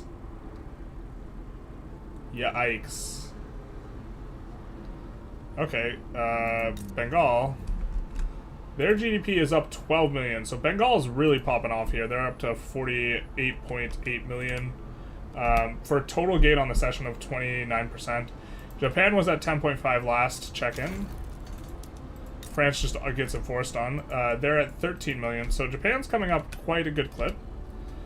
So now they're back in the positive, and the double negatives have rectified themselves. The UK was on 21 million last kind of check-in. They're on 21 million again, 21.9 though, so up a little bit, but overall negative is their score. Prussia, expecting Prussia to actually be looking pretty good because they are getting Russian war reparations. They are up to 14.8 for another gain of 2.8 or 2.4. And Austria was at 20 million last check-in, kind of expecting them to be, yeah. They're down 3 million for 17.7. So their overall growth is positive, but just barely. Now Russia, expecting Russia to be kind of in a bit of bad shape. Russia was at 27.7 million last session. The combination of having to pass off their states to China in order to break war goals, as well as getting some war goals enforced, is taking its toll. They're down a total of 4 million on the session. Expecting China to be in good shape because they took states off of their teammates. They're up to 76.5 million, but still technically down on the session. down 5 million on the session, and USA was at 21.1 million last check-in. They're up to 26.7. USA is carrying the growth of this team actually quite strongly, despite losing some states.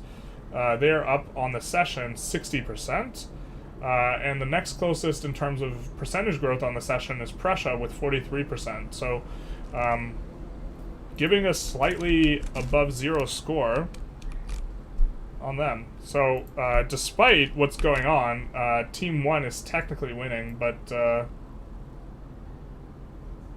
I think that's kind of in the technically sphere. But Team 1's draft looks like it's probably the hardest to really win, but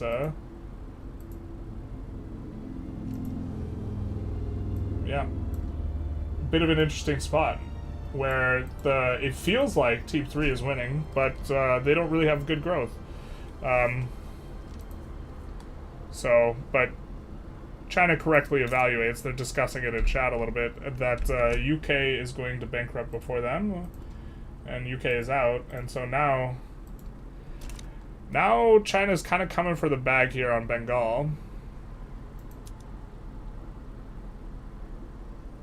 Oh, Bengal has no war goals on China, though, so that, yeah, there's no shot that this gets enforced. So if you're China, you actually should just accept this white peace right now. There's no way you can possibly enforce here. And if you can't enforce, looks like he's gonna go for some micro. Ooh, looks like he's actually gonna get the micro. Yikes. A 10 stack. And the front gets spaghettied. Well, this changes things a little bit. If the front's gonna get spaghettied, and you're gonna get spagootied, you still need... Well, you don't need both the states. You just need the one Bengal. Bro, poor Bengal here. Couldn't get the guy back to the HQ in time. Now can't get the guy to the front in time. This is rapid advancing. We have all cav. So it's going to occupy very, very quick here. Looks like we are going to get a breaking of the war goal from France, who is their teammate. And so all's fine in the state of Denmark. And then the other war gets white pieced out. So France is going to have a very large percentage growth. Tarkus Prussia Gaming. Tarkus is on Prussia, yeah. Tarkus is doing pretty good. Team 1 is in a bad spot. What do you mean? Team 1's winning. For now. Alright, and the wars have more or less been resolved. With kind of a bit of a status quo. But importantly, I think, Team 1's in the lead. Very technically.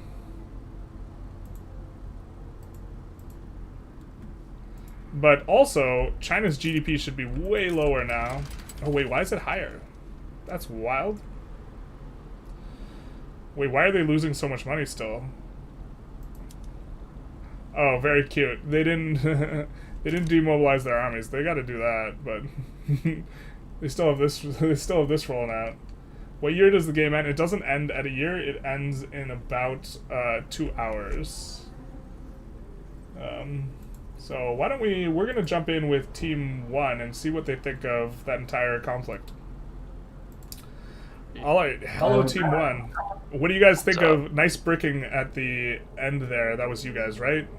Yeah. Well, I'll tell you what. The bricking on the other team was yeah. I was that was not fun. Them breaking just everything.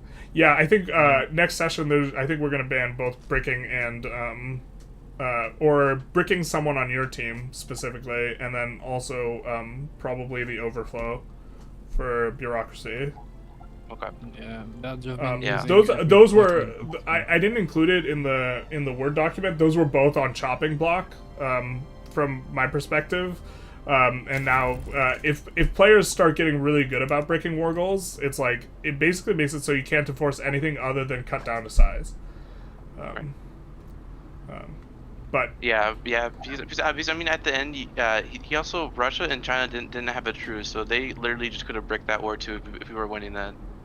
Yeah. So yeah, it didn't matter in the end. I was just trying to get his debt like up to 30, which is like 32 million now. So Yeah, I mean the debt is the debt is very high. Also, if at any point he misplays and completes the survey, right, is definitely in like a lot of trouble. Do you guys have any other opinions on the conflict? You almost got in on USA. Well, you can also build the Suez Canal, and that also stops the Suez exploits. Yeah, so another thing, but that's really kind of an expensive investment for the UK to have done, because the UK has to do the survey themselves, and I don't think they've done the survey. So, we're not going to see it anytime soon. I don't think there's any PvP wars, so we're going to go back up to speed 4, but just wanted to get your guys' thoughts. Alright, I'm going to go to Team 2. Hello, Team 2. Do you guys have any thoughts, comments, concerns on that latest conflict? That was a big one. Worth it. Not worth it. The Prussia got war reps. I did get war reps, although UK is defaulting, so I don't know how. I'm in default right now. That's We okay. did That's good on Russia, but not good on China. so you're in rough shape, but. As This a is team, very maybe Russian. it's not that bad because I did take the opportunity, because you might notice I'm in Sokoto here. Like I took the opportunity to be very opportunistic and grab up some land, but it definitely feels like the UK took some really, really, really heavy losses for like basically nothing, and then we beat Russia and got Belarus and the Baltic provinces out of it. You know. Well, so to be fair, both the other teams are significantly hurt by that war as well. So it's a matter of who gets hurt more from the war. Yeah. All right, Team 3's paused, so I'm gonna see what that's about. Go for There it. is a Thanks player for join. checking in. So what is the reason for the pause? It was for me siding against Bengal in the Awad War. I forgot to pause it instantly, but I paused like 10 seconds after or something. No, that's fine. That's cute. So, what do you guys think of that very long, drawn-out conflict? That was kind of just a status quo. I think it's unfortunate that we got bricked, but we're just going to occupy all of India forever. Wait. Hold up. You think it's unfortunate that you got bricked? I just want to... yeah, we got our war goals bricked, you know. It's very unfortunate. Yeah, are you saying you think that's a mechanic that's a little bit, like, cheesy and maybe exploitive? The other team shouldn't have been able to do that? Something like that? No, I just think it's unfortunate, you know. Because you guys bricked like 7 war goals. That bricking was on the chopping block. People weren't utilizing it like enough. After this session, we're probably going to ban bricking. And also the bureaucracy thing. But I wanted to show the bureaucracy thing off. You're still, Connor, 400k in a deficit. Yeah. Do you want to comment on that? Or it's unfortunate. Are you going to ride the lightning? I don't know. We might demobilize the 700 stack somewhat soon once we occupy all of Bengal. In fact, we probably don't even need the 700 stack to beat Bengal. Let's demobilize it. What's the reasoning for wanting to go do all this on Bengal? Just so they lose Adwa and I'm mad that they bricked their war goals. Huh? Because I'm mad that they bricked my war goal. Okay, so you just want them to, okay. Fair enough. Alright, I'm gonna go back to work. Brick 7 war goals, and then is upset that his war goal got bricked. That's fair. I think that the cost of the mobilization is probably not worth what Bengal is losing here in this war. But oh, looks like he did demobilize a whole bunch. Yeah, the mobilization was just like disgustingly expensive, so maintaining that was just super not worth. Spite is a valid war goal, yeah. Spite is a valid war goal. Spite, unfortunately, as a war goal, in the longer term, if you're thinking in the context of the league, Spite is like not the best war goal because you don't want to. Long term, you do not want people to dislike helping you out. So Bengal wins it.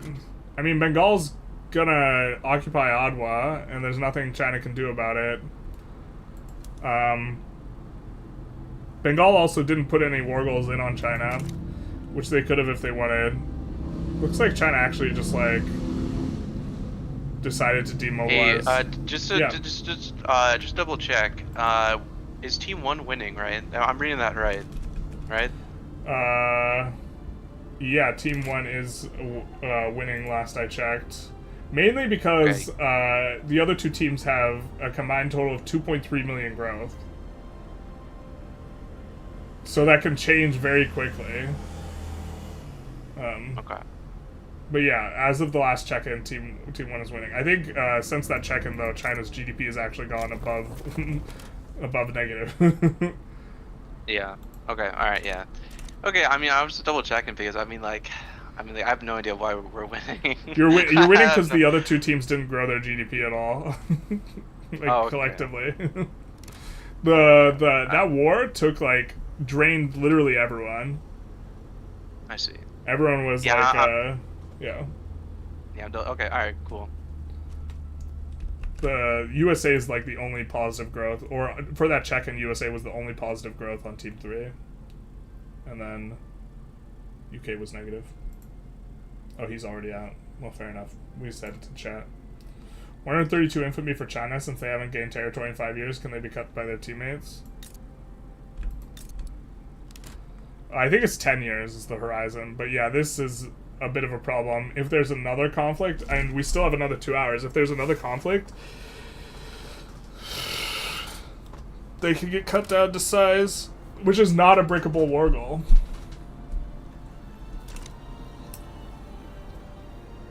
What is EIC? EIC is the East India Company, which is now Bengal. Looks like they're going to successfully... Oh, China lands them, which is kind of funny, but, I don't think... Oh, well, maybe China...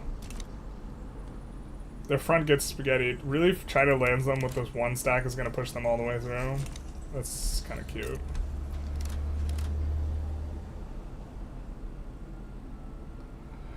Oh, the front spaghetti's so brutal in India.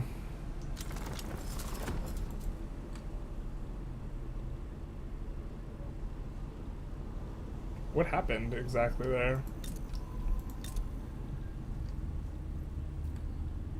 Ottawa didn't get conquered, but they also didn't lose... Bengal didn't lose that, so maybe they white-pieced with Ottawa to avoid losing it. To avoid the front spaghetti. That's kind of brutal. They, kind of were losing in 2 spots to front spaghetti. It's like Japan got Punjab? I guess they might have transferred Punjab to Japan to brick the front? Or had Japan conquer it? Bit interesting here. So now we're at a time of relative peace. We could increase this. Super negative relations with the teammates here as a result of breaking war goals. They are trying to improve relations. Did China not realize it was worthless? Well, the EIC player didn't defend against the landing from the 2 stack on China, but...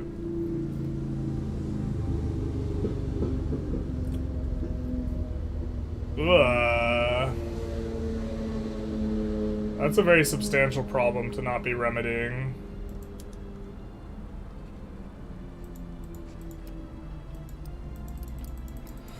Yeah, EIC is probably a little bit overwhelmed by a bunch of stuff that's been going on. They need to add bureaucracy, or I suppose do the survey and do the bug. They can benefit from this about as much as China can. So the fact that this is not a one person is the only person who can execute this thing is a bit of a reason to not ban it, because everyone can utilize it. Then it effectively makes bureaucracy a much lower cost, which makes population a much more advantageous thing to have, but they're not.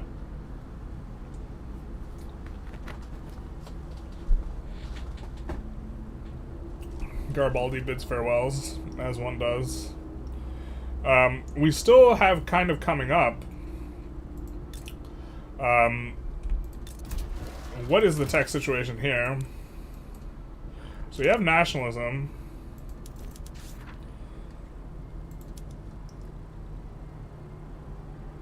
So I'm not sure what exactly they're waiting for German unification. Maybe they're just planning on doing it at the very end. Maybe they're trying to leverage... Do they have investment agreements with all their subjects? No, they don't. So they can form Super Germany anytime they want here. Prussia just needs to deck Austria. And it looks like the idea is they want Sardinia, Piedmont first. So that they can form Italy as well. So I think that this is the kind of thing. How do you reset the survey? You just stop it and you restart it. He has been very good about microing this the entire time. If he ever lets this complete, he's just super cooked. Is the China player. So, got a lot of radicals too.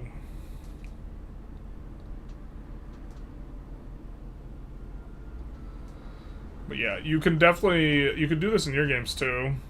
In theory, you probably just actually like never pay for bureaucracy ever. The construction queue is still getting fully utilized. Let's check in on the UK, which...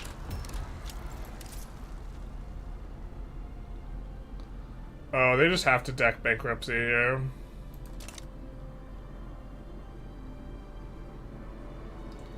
This is not, there's too much of the throughput penalty. This is not recoverable. The faster they declare bankruptcy, the better. I know it looks like maybe we could try and, like... No, they just have to deck bankruptcy here. That kind of sucks for them, like, really hard. But, look, unless they're trying to rev and swap sides to reset their debt, what they should do here is actually just feed their entire country to one of their allies and then release UK. But this is, like, in real time, finding these kind of strats is, like, really rough. But, yeah, you have to just bite the bullet here. There's like you could just feed every state to Prussia, and then once you feed it to Prussia, just leave yourself the Falkland Islands, have Prussia conquer the Falkland Islands, re-release the UK. You'll have Prussian tech, which is fine enough. Better than Austrian tech. I think that they're also focused up on, like, trying to get Italy released in this type of thing as well. So it's going to be UK, Germany, and Italy eventually, yeah. I think that's the strategy.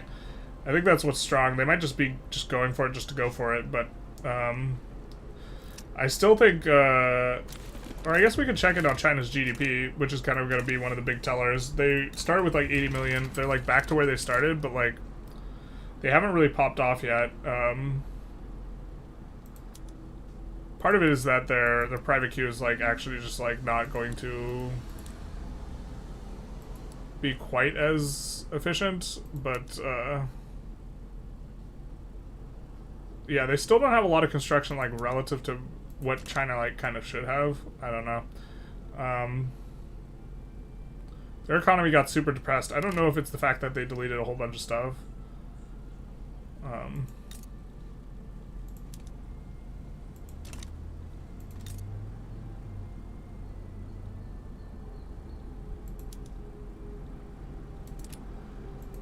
Looks like... What's this about? Well, they're on the same team. Oh, no, wait. I'm being stupid. Alright. Looks like team one... yeah. Generalist, hold on. Can we get a ruling really quickly? So what happened is that they violated Bengal, but he's going to hold the war to siege him down. So if you look at Burma, right? He called him in. He violated his sovereignty. So what he's going to do is that he's going to hold Burma to where he cannot he'll just hold Burma in the war, and it'll basically just siege down Bengal and until Bengal capitulates. What? And so what are you asking me here? I'm just asking you if you can think of. I don't know. I don't know. You see, I've like a level of like cheese, and this one just like exploded, and I'm like, wow, okay. So what is it that? So basically, what he did is that he violated Bengal, okay, and because, okay, he violated Bengal's sovereignty. All right, so now Bengal is defending Burma against China, but because China's the war leader and just him, he can just sit there and not attack Burma, but siege down Bengal, to you know, get radicals and stuff. Is there a reason why he wouldn't just have sided with Burma instead? I know, that's what I was thinking, but like, I mean, it sounds like he chose to be on the bad end of a war for no reason. yeah, I guess so. I mean, you can just capitulate. Oh, you can't capitulate out. You can't capitulate, yeah. That's like the main thing, is that like basically now they're just gonna get sieged down And held forever. I get you. and held forever. Yeah. So I mean, like to me, like while yes they did, but like for some players who don't understand the mechanic, right? It's completely and utterly just gonna like No, just like yeah, just tank it. I have to think about this. I mean, the fact that you can't. Other players negotiating the war for you has been like always been like a thing. Are they not pushing on Burma? They're not pushing on Burma. Yeah, they're not. Okay, So I'm gonna let them know, because the other teams negotiating a war for your team has been something that we've like done. So I'm probably gonna Thank you.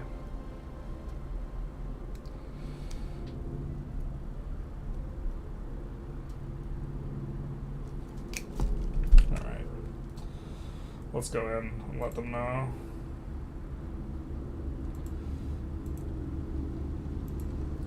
Okay, so you guys have to push on Burma. I don't agree with this ruling. I mean, categorically something that has always been something that we prevent is one team negotiating peace for another team. What do you mean? We're not negotiating peace, though. They cannot capitulate in the Burma War. Yeah, that's the plan. I know. The plan is to just never finish the war with Burma. Yeah. Yeah. Well, so, they can. If they win the war, then they can get out. Yeah, so you have to push Burma. I disagree with this ruling heavily. Okay. Well then, I'll give you guys a 5% penalty. Well, I'm gonna do it. I think actually a 5% penalty would be better for me, but I'll do it. I'll push. I mean, if you want the 5% penalty, but the thing is like that's the reason why EIC has to be released at game start, because otherwise this is a very separate thing than negotiating peace deals for other people. they can't get out of the war on their own. They can't capitulate. Well, they can win the war to get out No, of the they war. can't capitulate. They can't negotiate a peace deal to get out of the war. They can't capitulate, and they can't enforce on. They can't force you to Yeah, enforce that's on the Burma. game feature that you can't. That's the game feature that you can't capitulate if you violate sovereignty. Then. Yeah, I understand, but you're violating sovereignty not to move through them. You're violating sovereignty just to like auto win against Burma, or to occupy territory. Mm-hmm. And they can't negotiate a peace deal at all. Like, they should just click the button to join on your side. Like, obviously, right? Yeah, that's obviously what you have to do. But, like, the thing is, they can't negotiate a peace deal to get out of the war. In theory, is you'd have two people fight on opposite sides of a war and then violate sovereignty and then whichever side they join occupies them. Yeah, but the point is they can't get out of a war by themselves. The troops are advancing on Burma. Anyways, yep, they are. Okay.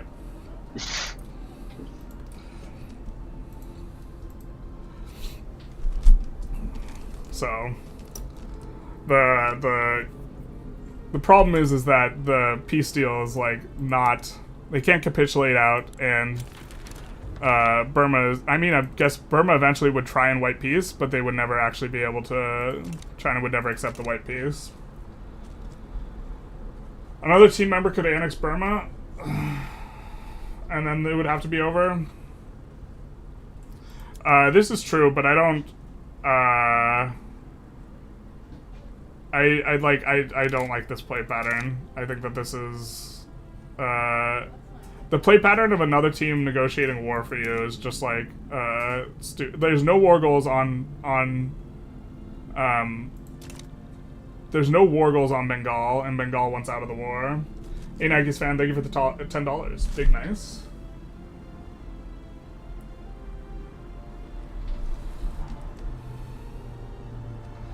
No, I mean, like, yeah. Apocalypse says this guy's just an annoying smartass. I mean, like, I understand his perspective, but also, like, this is something that's always been against, like, forcing it so that you can't, making it so that you can't...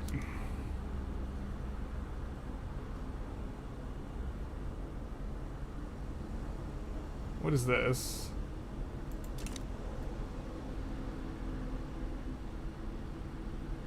Is he intentionally not pushing the right front?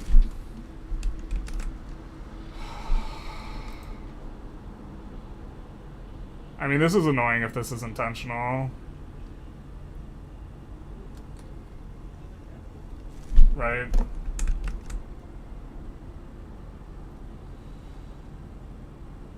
You've said that they can't get out of the war, but you haven't said that why that's a problem, because he's full occupied. He's just getting a bunch of turmoil. This is devastation.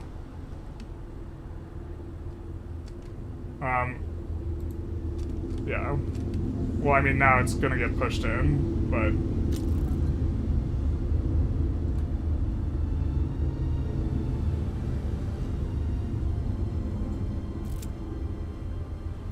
I think that was intentional, though.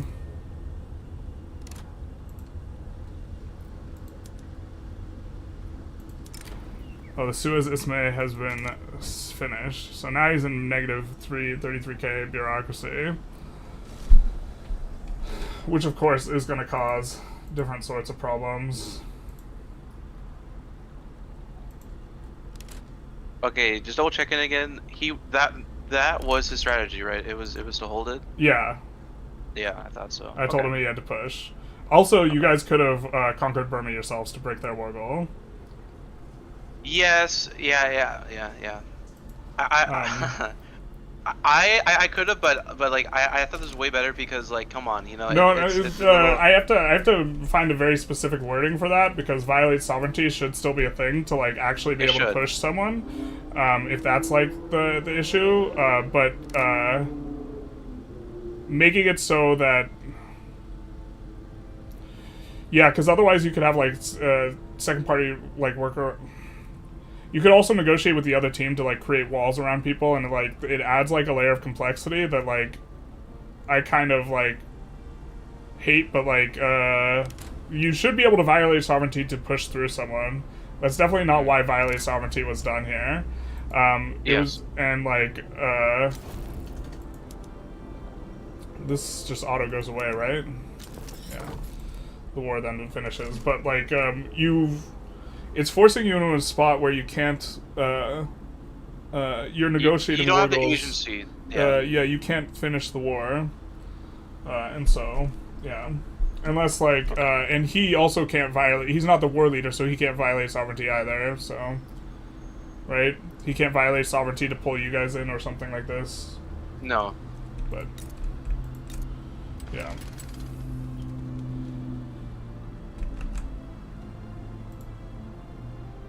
Anyways. Yeah, but thank you though, thank you. Yeah, well, yeah, I think, yeah.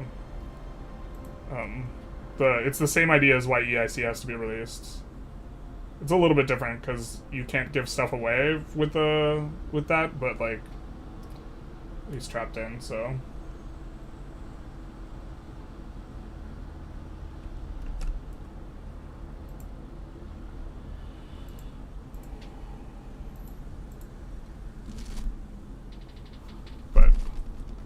That is going to be very painful.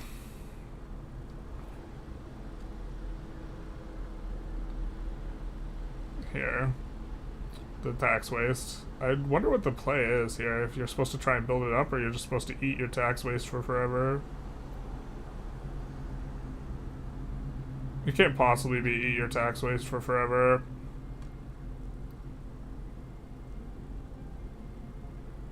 but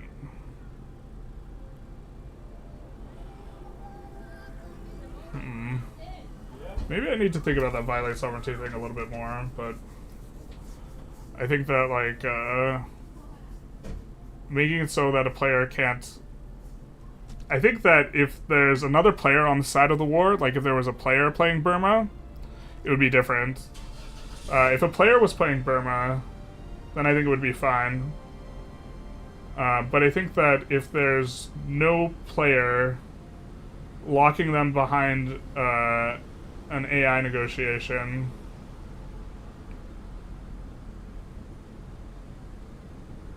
or maybe you just have to say that, hey, the player should have just sided with them. Violate sovereignty on the right side. China overindulged on the cheese and now they have no taxes. Is Qing cooked now? Maybe. I don't really know. Qing has a ton of infamy, so they're probably going to get cut down to size at some point. I'm just thinking of the Bengal ruling, if, like, I maybe made a mistake there. Because, so the... First of all, if you're Bengal, you should just say yes. Because there's no... You don't care about what's on the other side. You know. And so...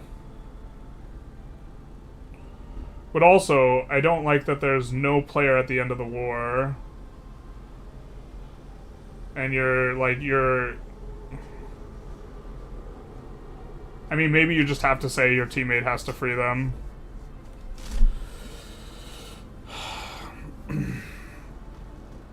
Because China does invest infamy to be able to pull that off, because violate sovereignty does take...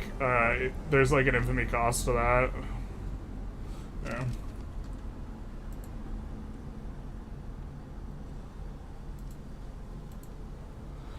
What was the... Do you remember the cost of the violate sovereignty in terms of infamy? I think it's like 12 infamy or 15, depending on which option the enemy clicks. Okay. I'm gonna say... you can choose whether or not you want me to say it.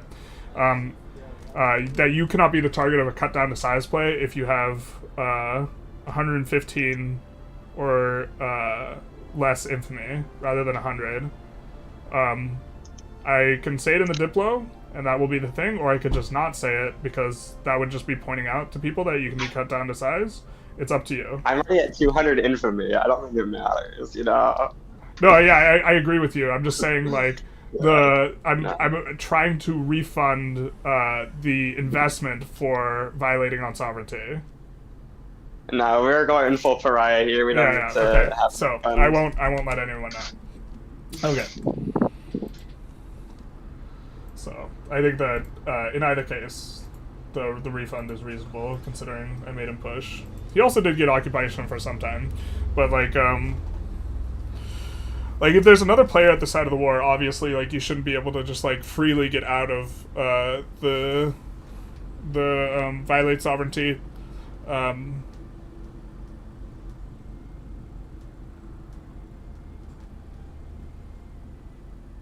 I think the biggest thing is the not pushing the war goal. Yeah, so maybe we just, you have to be markedly pursuing the war goal if you violate sovereignty. Something like this. You shouldn't really refund him when it's clearly cheese and kind of on the verge of a rule. Well, I mean, there's a lot of stuff that's clearly cheese that people are doing. So I don't think that...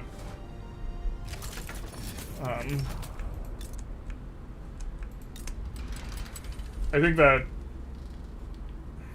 there's a lot of stuff that's just very clearly cheese that we're doing, so I don't think I would want to do it because it's cheese, and then it's like, it is on the verge of a rule, but it's also like, there's a substantive difference between how bad the UK negotiating for the EIC is, and how bad Burma negotiating for Bengal is, in that UK can give away territory, and the Burma violates sovereignty, Bengal never has any risk of giving away territory. I don't see a loss in banning. It seems very niche, and if the player in the moment clicks the wrong button, they're screwed forever. There's a lot of things that, like, if you click the wrong button, it's really bad for you. But so I think refunding the cost is fair. I also think that we are gonna ban not pushing a war goal or something, violate sovereignty. We need to figure out exactly how we're banning that, because we need to not exclude violate sovereignties that are like legitimate violate sovereignties, and intentionally exclude violate sovereignties that are war trapping. Or, I mean, he also gets a truce with Bengal there. I mean, like, I need to think through that. There's a risk of 100% devastation for the rest of the game. Yeah. The ruling is good. Occupation limbo is unfun. Well, there's a lot of things that are going on that are maybe unfun. It's about playing the game, not sitting in prison. It was banned in EU multiplayer at the time it was possible. Yeah. But in general, we do want to kind of allow everything. But the problem is he just, like, his only recourse is just beating Great Qing in a 1v1. When does the session end? The session ends in an hour and 20 minutes.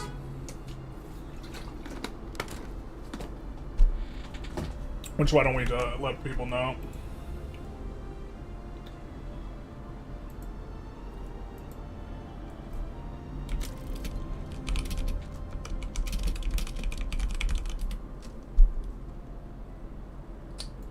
So, but we do see North German Fed formed, and expecting to see. Oh, we don't see Sardinia, Piedmont take. Wait, what's this about? Why do you take this from what? In theory, with Austria, you should go like mega high infamy because you're resetting the infamy anyways. But looks like they haven't quite done that. But we do see someone asked if PD is cooking, and kind of is cooking. You know, coming back from this, I assume he. Wait, what is he cooking? Bro is doing the defaulting strategy. He is going to just keep declaring bankruptcy over and over and over. Brother is cooking. Makes him really weak, but like, if you don't have a target on your back, does forming Germany still reset debt? I think it eliminates the portion of the debt that's owned by the annexed country. I don't think it resets debt entirely. I think it would get rid of this debt. I think that gets deleted. So in theory, Austria should take on debt before they do it. Looks like... Are they just going for the full bag for Italy? Wait, hold the phone. They're going for the bag. Okay, so they're going for release Italy? Maybe? What is this? I think they might have messed up with what their war goals targeting are, if that's the plan. They don't have any wars. They can give German leadership's already given, so if they support Germany, then they can click up and do the things.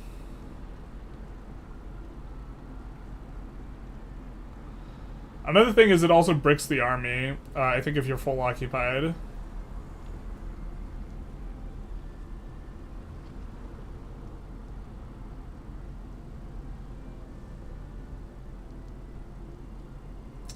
We have to have a think on the violate sovereignty. Violate sovereignty is weird, man. I just wish that the diplomatic system was better as well, because like if the entire like way that plays were created and resolved was like better, this would like be a non-issue as well. Yeah, his navy keeps the home county safe, but all the bankruptcies will kill their score. Bankruptcy, there's no penalty for bankrupting. Bankruptcy is kind of irrelevant. Bankruptcy. What does bankruptcy give that is so bad? Because minus offense and defense and plus radicals. I guess the plus radicals are going to be pretty bad, but it doesn't give a construction malice anymore. So he is just going to cook over and over and over again. Why are they playing Austria-Hungary and not Prussia? Sorry, just tuned in. Well, Prussia hasn't formed Mega Germany yet. Are they minor power? Yeah, that makes sense. The prestige is why they're a minor power, which means they get cheaper infamy costs. Hey, hey, ho, ho. Which they could declare wars and have their allies win the wars. Is kind of cute. They get the Dickinsonian reading campaign, which means Dickens is in their nation, but somehow not their leader. Shame. Shame on them.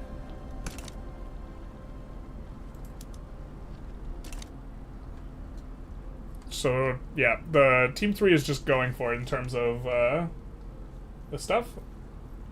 If bankruptcy does not give a construction malice, not anymore, because it used to be, they changed this because people were complaining that if you have investment rights in a country and that country bankrupts, which a lot of countries were bankrupting because people were getting bankrolls from countries, they would bankrupt and you'd have an investment agreement with them, you would suffer from a lack of ability to build in their country because of the bankruptcy malice, so they removed the malice. So, it is a little bit of a vibe.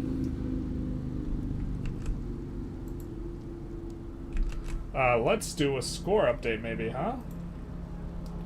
Alright, so, France, last check-in was 30.4 million GDP.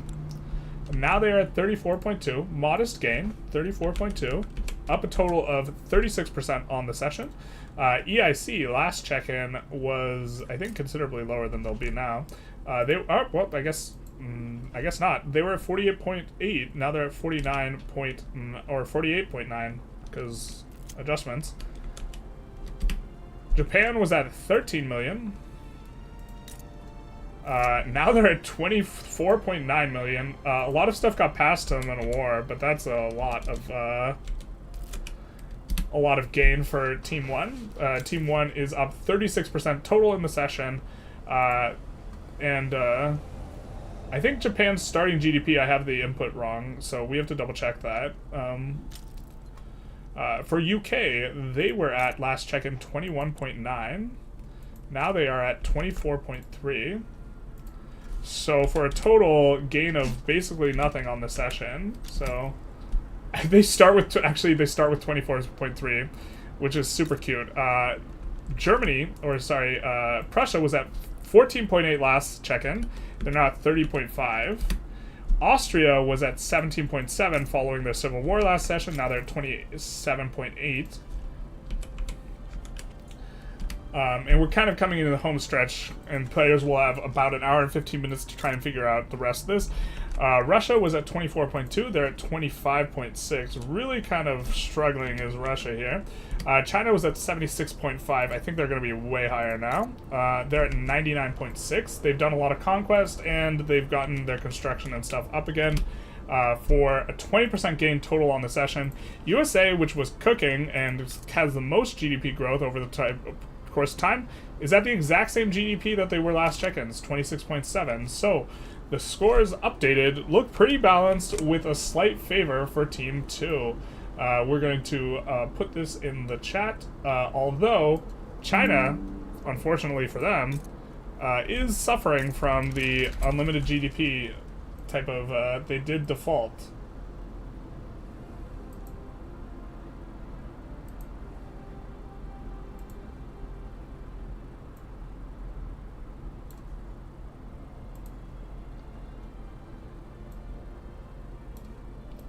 So let's do that.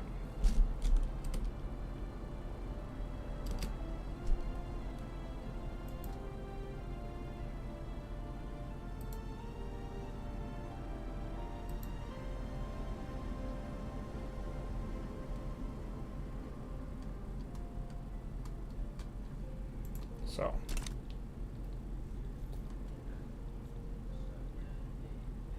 I don't know. I guess their plan is to just ignore this and just ride the lightning until the end of the game. If they've just decided it's not worth solving.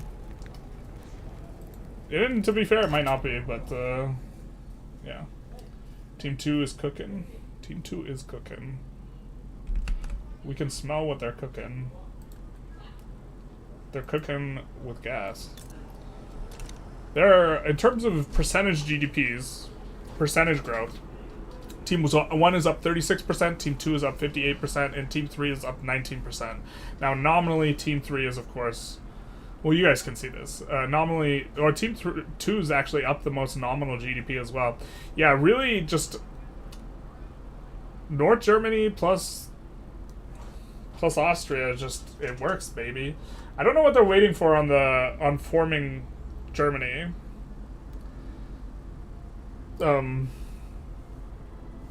So maybe we check in with them and try and feel out what they're doing exactly.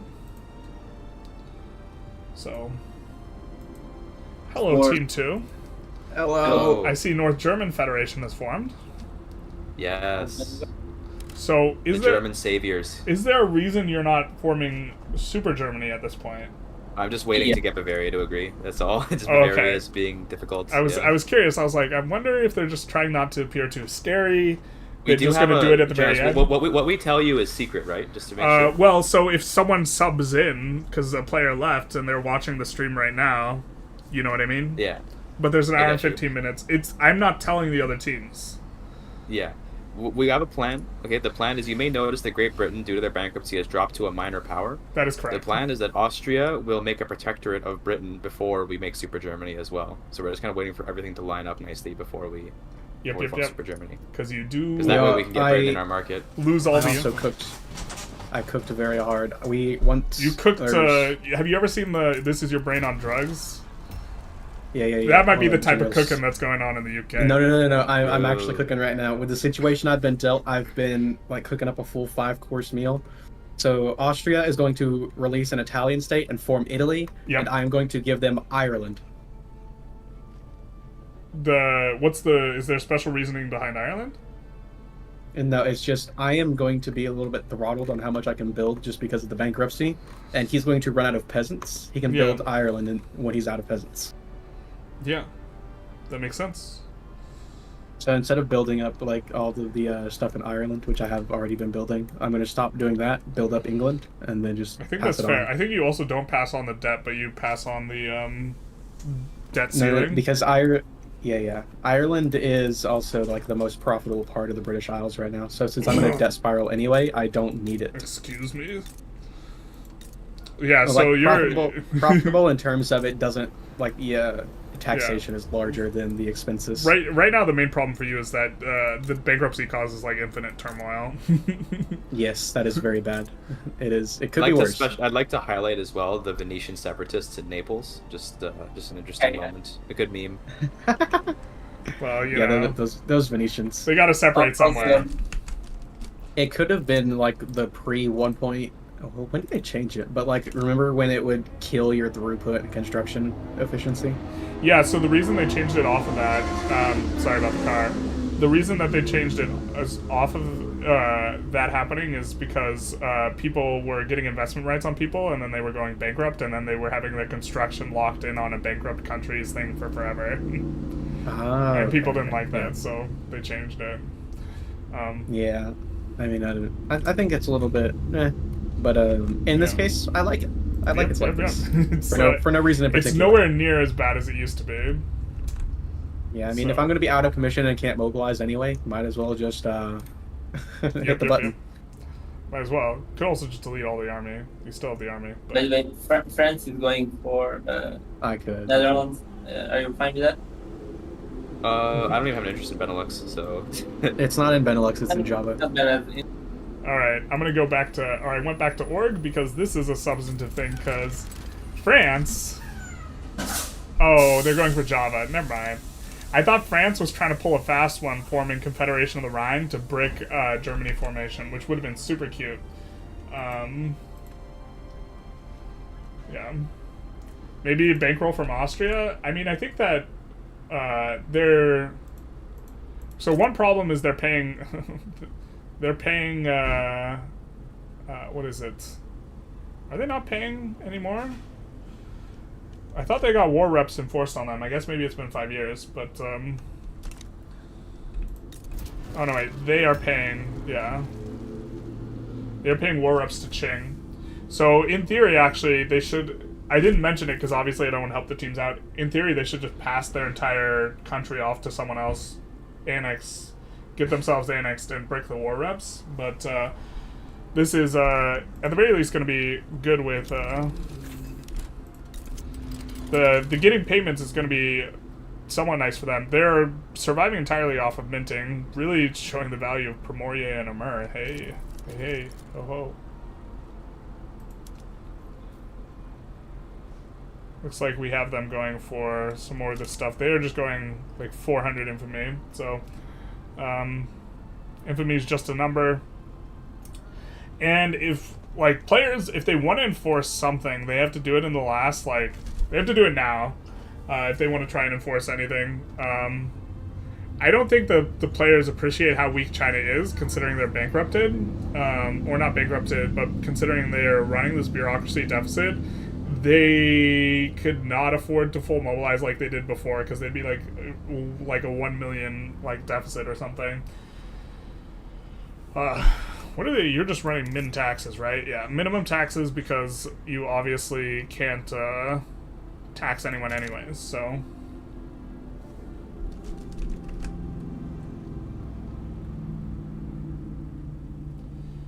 But we can tell the other team. Don't tell team stuff. I don't want to have to, like, run a delay on the stream, which is otherwise what I would have to do. Are you fucked up playing the UK? A lot of people got kind of fucked up in a really big, like, all-out total war that happened earlier in the session. Ask about the Turtle Island meme? Bro, I thought that they were going to go for Turtle Island. They didn't. I thought that that's what this Greenland thing was about. They could have very easily allowed Turtle Island, because UK negotiates the peace deal on Hudson Bay Company, right? So they could just capitulate, and they could have formed Turtle Island and looked to, like, annex Mexico off of it. Or if they were sneaky about improving relations, maybe even the USA, but they didn't go for any of this. Bankruptcy and opium addiction, easy land. Well, is it just army offense and defense?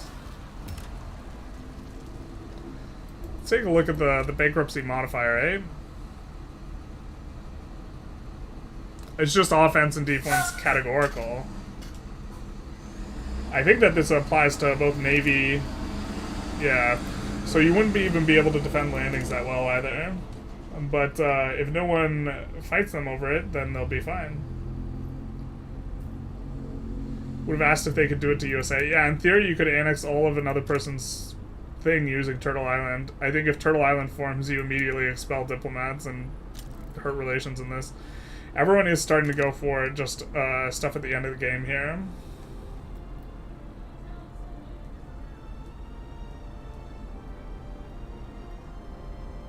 So last minute scramble, I think that we're not going to see a cut down to size. Are we just not going to see any wars at the last bid here? And it's just going to be a matter of who can cook harder between teams 3 and 2? Yeah, really kind of a shame for team 1 then, I guess. I think that team 1 is looking like okay in terms of a score, but I'm not expecting them to be able to... I don't see what Team 1 has going on specifically, other than carving up India, I guess, which they're continuing to do. But I think Team 1 might need to get with the program a little bit in terms of everyone's going above 100 infamy. If you're not going to punish the other teams for going over 100 infamy, you need to do the same yourself. Because the other teams are just acquiring way more stuff, you know. I guess Is it just Team 3 that's doing over 100? Yeah, UK is not utilizing, so Team 3 is cooking here. I think this looks good for Team 3 despite this default situation. To be fair, I think that he's, over the course of the entire session, he will have gained more money from the exploit than he loses by getting bricked. Maybe that's not the case. But is benefiting now from bigger buy baskets. I guess it's not affecting his SOL too much, but once you lower the taxes here... Actually, maybe this is here. This is SOL gain, SOL gain. The standard of living, in theory, should be higher when you're not taxing people out the ass. So, the fact that he is the full tax malice, and it comes later on in the session, is going to help his GDP. I think this is about when he defaulted, right? So the GDP is really taken off here, I think. Or not when he defaulted, when he finished the Suez survey.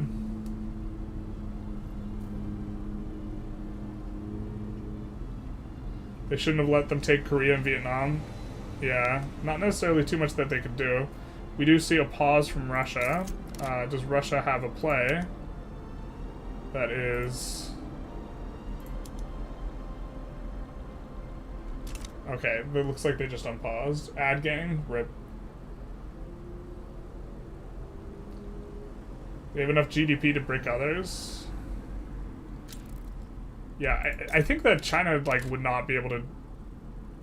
If a war started right now, I think China would be in bad shape. If it starts in 15 minutes, I think they're fine. So,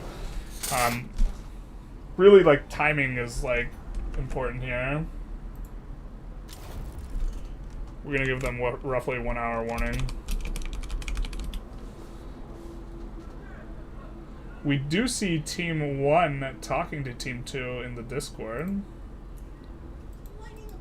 So that Team 1 and 2 are talking to each other.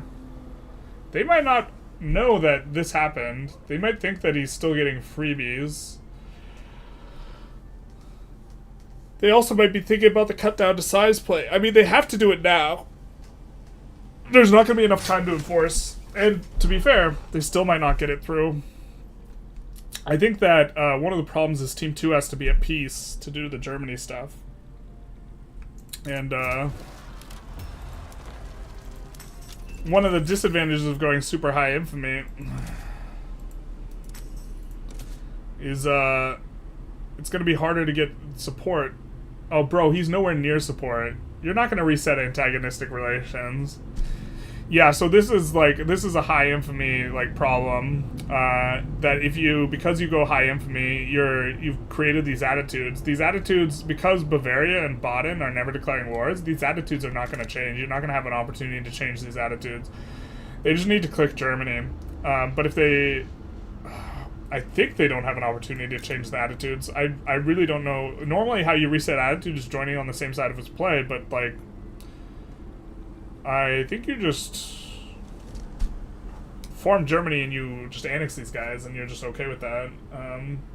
If you want to try and do something. Is China trying to fix their admin? No. China is just evaluated the cost of fixing the admin is probably just not worth it at this point, and they're just gonna try and get as close to default as possible by the end of the session without defaulting. So that's the needle they're trying to thread. We can kind of compare constructions of all the three teams to see maybe what's going to happen. We see France with 200 construction, a little bit on the low side for France, but okay. We see EIC with 100. Yeah, everyone's kind of numbers are probably going to be a little bit low. EIC has been running this for forever as well, and looks like they're just going to. Ugh. But that's about 300, and then Japan is kind of the last one out, and they are on about 100. So it's about 400 construction in total for the team. Kind of a little bit of a lower number than we're used to seeing. We see 110 for UK. Austria has 190, but they're not utilizing it. But let's just count that as 190 because they can. So that'll be 300, and then 410 for team. Around 400-ish as well for Team 2, so kind of neck and neck in terms of the amount of construction they have. But then let's take a look at Team 3. I imagine Team 3 is going to have more construction. Russia's just having a hard time of it. Bureaucracy is a bit of a problem. They are at 74 construction.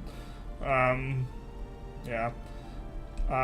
Great Qing is at 300 construction, so 374, and then USA 115 brings it up to a little under 500. Pretty close, actually, on construction for all these guys. But Generalist. Yeah. Hello, Generalist. Okay, we're gonna do a deal between me and PD. Yeah. I'm gonna allow him to form Super Germany, and I'll allow him to take Italy, and I get Belgium. And I would like for you to do the little host magic where, like, if one party breaks it, it's like a penalty. I remember that. 5%. Remember that was the thing. Yeah. Yes, Yeah, 5%. neither team will deck on the other, I think, is what we're going with. Yeah, a cut down, specifically a cut down. Specifically a Neither cut down, team yes. will do a cut down. Got it. Yes. Yep. Okay. All right. Good to All know, right. good to know. Good to know. All right, let's go. Thank you. Neither team will cut down.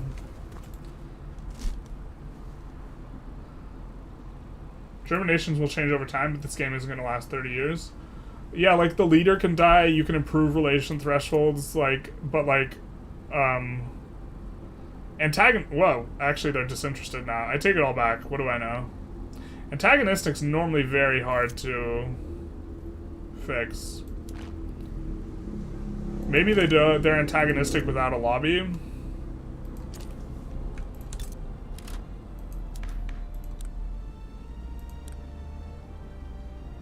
They do have a lobby.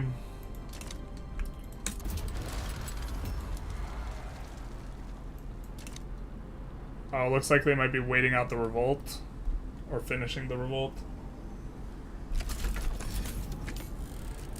Tark loves making plays. I'm curious if he convinced the others on the team into something stupid. No, this looks fine. What's the issue with Bavaria anyways? Just annex them later, you get claims? Yeah, I think that you... Well, you with the Super Germany play, I think you just launch a play on them. You're on USA? You're viewing as USA? Wait, oh no, what did I do?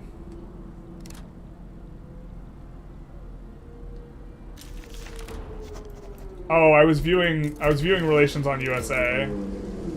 Yeah, okay. Yeah. This is okay. I take it all back. I do know what I'm talking about.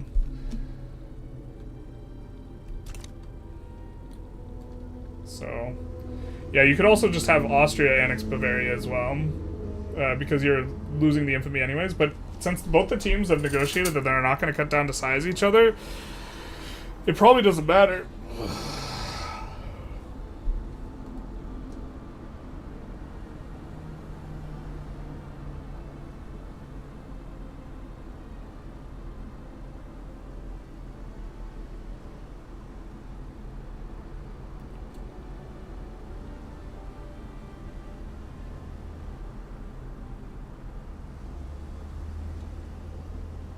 So is Team 2 playing with 2 players after that? No, the game will pause and they are allowed to release a player as any country, and they're going to release as Italy, or attempt to form Italy. So we're going to see a Super Germany probably as soon as this play finishes. And then the question will be, I think this is bad for Team 1. Team 2 agreed to give over Belgium, which is kind of like a non-thing. But also, Team 1 is safe. I don't think this is enough. So I think Team 1's probably getting 3rd place, and so it's going to be between Teams 2 and 3. Whether or not the Super Germany will be able to offset the growth. Because I think Qing is just popping off here, right? They're up at like 10 million since last checkpoint, and really going after it. How did they resolve the balance? Did they delete down construction? Do they just grow into it? They get more minting? This is about what they had before, in terms of base numbers. Did they get a tech that they didn't have before? Maybe they just finished central banking? I don't think so. So maybe the GDP growth's enough to like push things up. Looks like they're really trying to push the GDP at the end here with the opium plantations. It'll cause a lot of unemployment, but sometimes you just don't care. Also, their pops are obsessed with opium, so yikes, their opium's super expensive. Oh, is it plus 75 before? Yeah, so that's gonna be really profitable.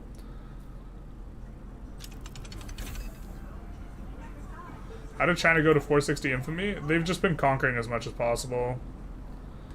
Yeah, you can see they've taken all of Southeast China. They've also bricked a bunch of war goals on their teammates in a bunch of wars, and so they declared stuff on teammates, which is like pretty expensive for like the European stuff. Russia accepted our proposal to take on their national debt. Okay, so it looks like Russia's getting a little bit of assistance here at the very end. Because we see Russian NATO as well. Russian NATO, NATO but France, and of course, the real NATO. Will the real NATO please stand up? We also see the dissolution of Great Britain's bloc. Big sag on there. So I'll be very curious how this ends up. I really have to piss, but like I also don't want to pause if like other people don't need to piss. But we do see. So this is kind of one of the things we're talking about. They're just full going for as much as possible. They're just grabbing bags, which of course they should. This is like kind of look, if you're gonna go over 100, you might as well go to 1,000. You know, because it's all the same to you. And I don't think the other teams are discussing a cut down to size potential. And I mean, I think we're getting really close to the time period where China, even if they were to lose that war, which I don't even know if they lose that war, would have The session would end before they actually got cut down. Where's your Stanley mug? We don't. We just have a massive jug. No Stanley mug for us. USA can just get Canada, no? Yeah, I mean, they could go for it if they wanted. Ooh. Looks like relations got too high here. Yeah, I mean, if USA wants to go for it, they can. UK is incredibly weak. I think that... Yeah, I mean, if Team 3 thinks that they win the 6v3, they should go for it. I think they've seen the other guys talking in the Discord. So, it's a bit of a problem. Did EIC have to be released at game start? Yes. So...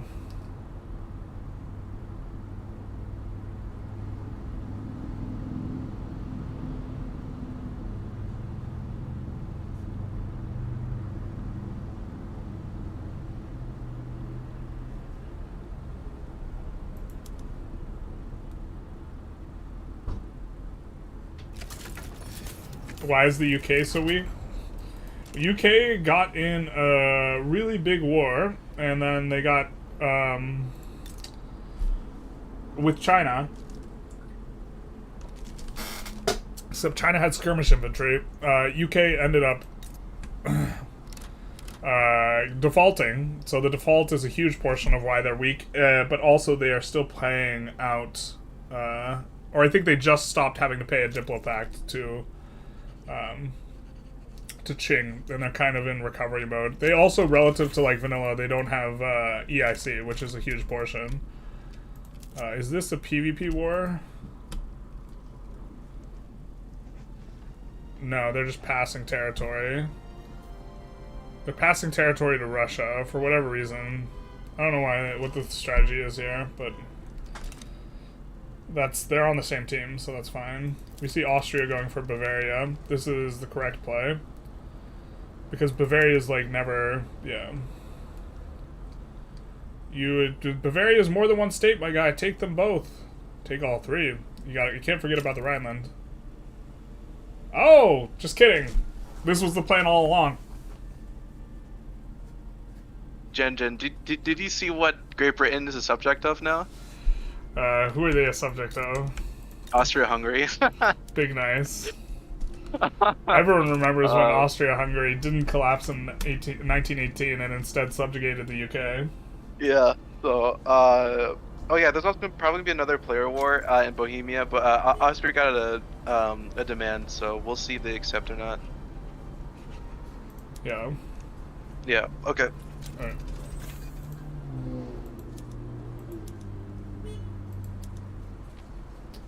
We see a whole bunch of war goals on Mexico here.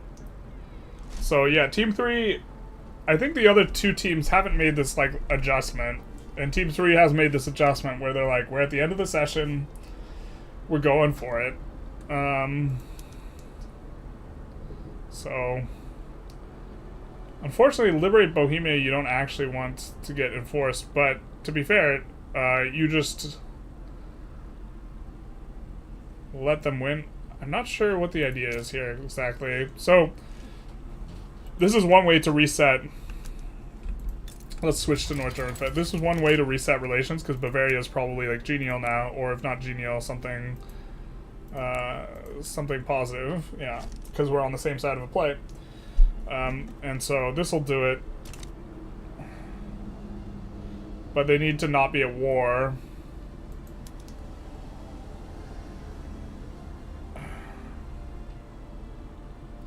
I'm not sure how exactly they're planning on executing this. We see return Minsk. I assume this will turn into a full annex play. And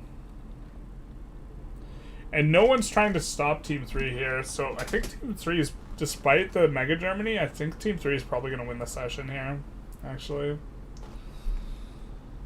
I think that...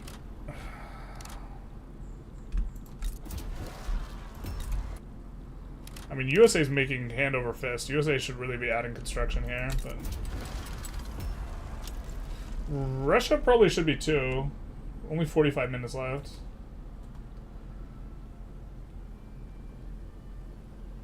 Also, they shouldn't win the war as Prussia. Yeah, they shouldn't win the war, but they might try and fight to a white peace, but it looks like they're just going for the full annex on... Yeah, so it looks like they've decided to handle it like this, which I think is kind of the appropriate way to handle it. They're acquiring more infamy on Austria-Hungary, but that infamy is irrelevant because it's going to get annexed anyways. So...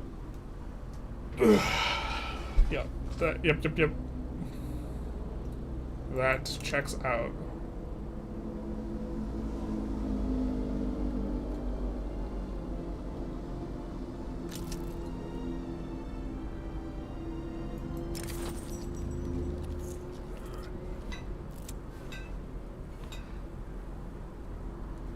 I'm looking at it like I'm making the decision instead of spectating.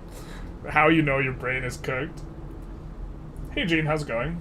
How much anarchy do we have? This is probably amongst one of the more chaotic sessions in terms of highlighting cheese.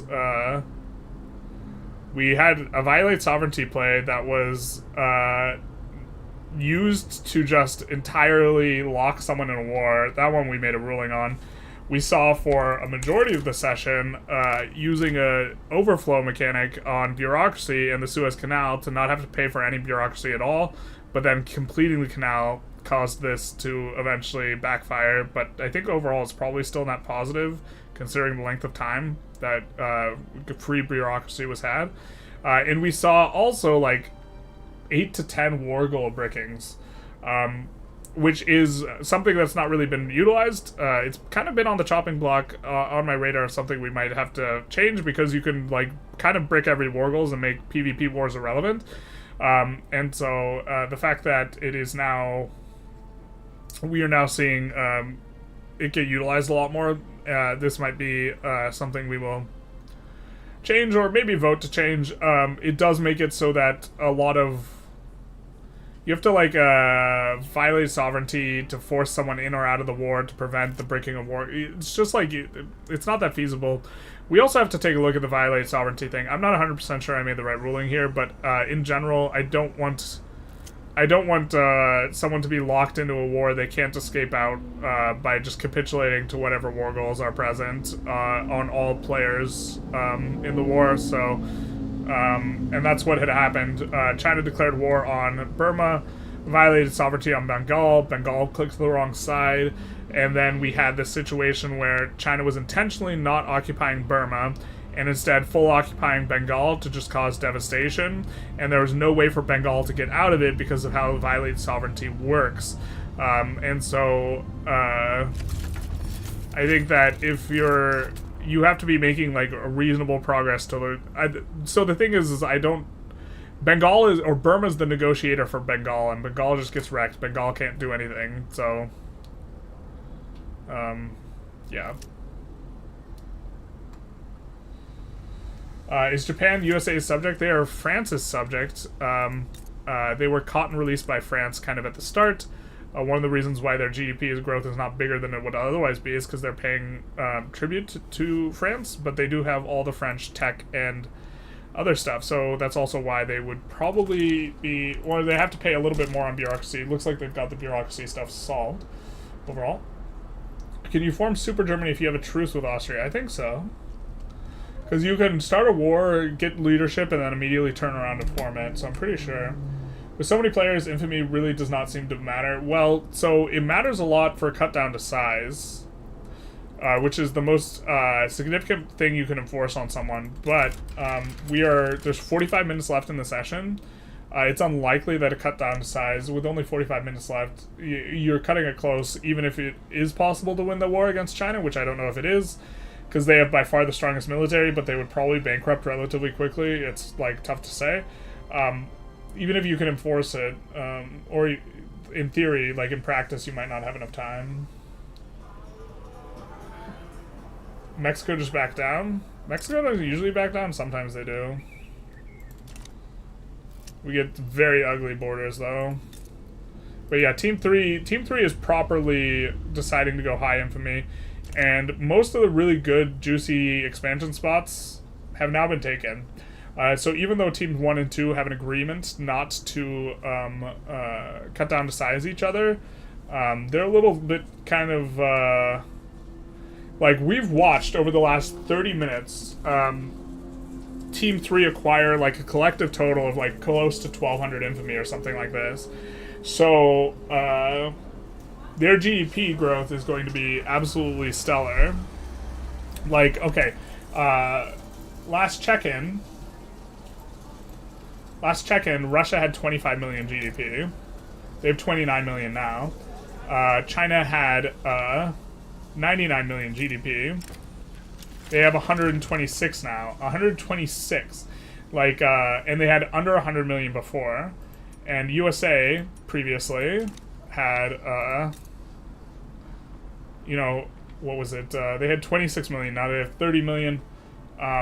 This is all very... Their graph looks funny because they annexed China at game start. But they caught and released China. So this is China with US... starting with US techs and institutions.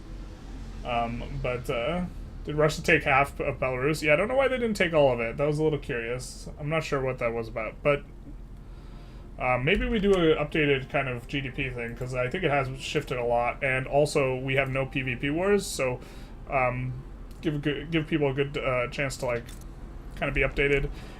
France was at... Oh, France is cooking. Holy shit. France was at 34 million GDP. Now they're at 46 million. So France is up like nearly 50% from where they were before. EIC was at 48. They are now at 61.5. EIC's growth is always so impressive. I think EIC is... we just have to like have them higher in the power rankings. Japan was at 24.9 before. I think they've been fed a few states, just kind of in general. They're up to 32.5. So pretty good growth from them too, I suppose. You know, since the last kind of check-in. Now UK was at 24 before. And now they're at 28.4. And Prussia was at 30 before. Actually, we should wait for this to get through, huh? Yeah, actually, we won't update the players because we know what's about to happen right now is Germany's going to get formed. And so... there's not much sense that we should just wait until after Germany gets formed to do the things. Maybe actually jump into...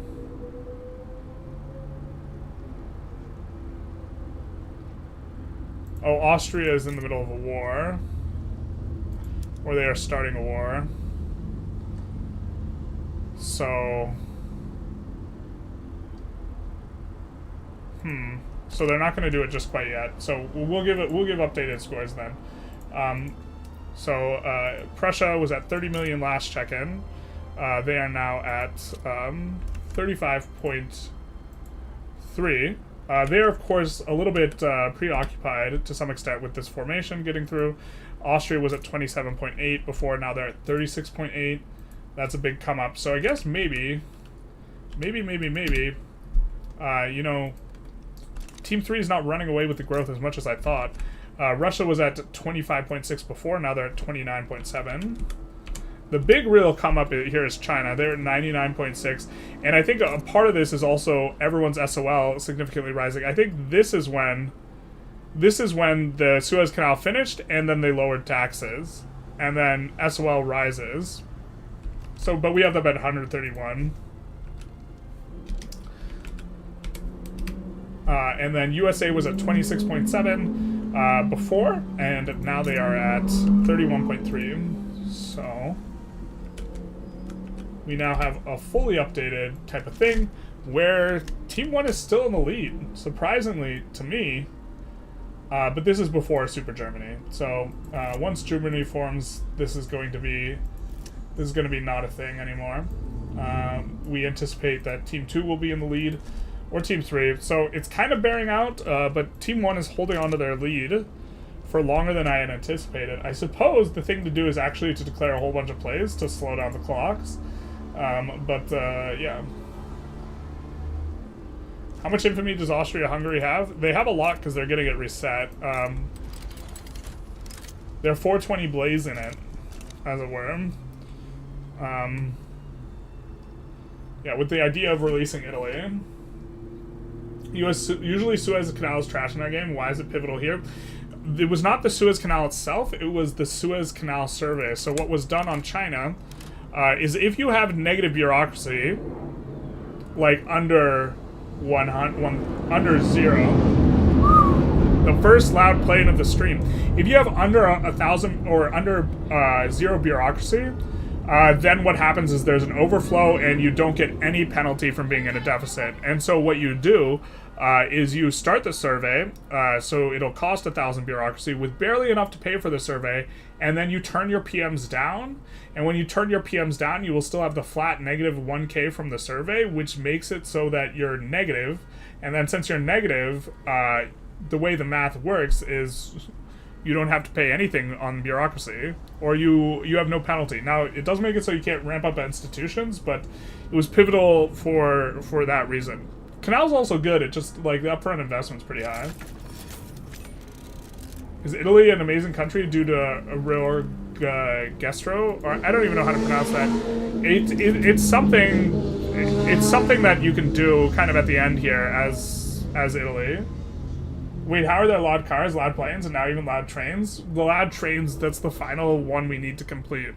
Then we will be the guy from the meme, like, finally I've collected them all. We just need loud trains. Ads just destroyed your exploitation, why it got good? Tragic. The TLDR is that you overflow if you have negative bureaucracy, which you can, the only way to get negative bureaucracy is to have a flat cost, which you create with the canal. You pay for the canal when you're over 1K bureaucracy, then you turn down your PM so you have under 1K produced, which means that with the canal being surveyed, you would have negative bureaucracy, and then you don't have any penalty from bureaucracy deficit, period. Japan seems like a great 9th pick if you can transfer release at start. Yep, that's what was done. It seems pretty solid. I think that, I think Spain is also solid in the exact same regard. Do you have anything that around you that's not loud? No, we're also loud, so it do be like that. Players haven't reacted at all, we see, but the scores are very even. So this is actually kind of a little bit of a nail-biter. Scores are very close to each other. You think Mexico or Ottomans is better for this catch and release? So, they both have lower populations than Japan. Mexico has gold, which is, like a good shout. They have really good states. They also have migration potential. Over the course of multiple sessions, I think Mexico would probably be better. Ottomans is also reasonable. Ottomans strategically, like, is located in a very nice spot.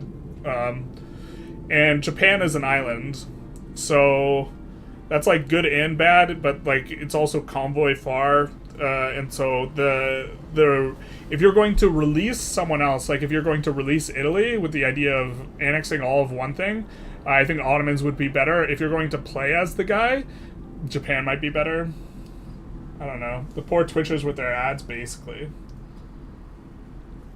Ottoman oil is insane. Ottoman oil is insane. The game is never going long enough to get to oil. So forcing China to release the lock is the better ruling. For the future, I would make hostile violate a forced judge call to inform the victim of the consequences. Well, to some extent, he should have just clicked the other option. But the thing is, I don't even hate that the violate sovereignty. I hate the non-pushing and non-trying to enforce the war. It's just a hostage play, right? I mean, in theory, you should click the other thing, and in theory, your teammates can enforce on Burma. But you can also create situations where your teammates could not enforce on Burma, I think.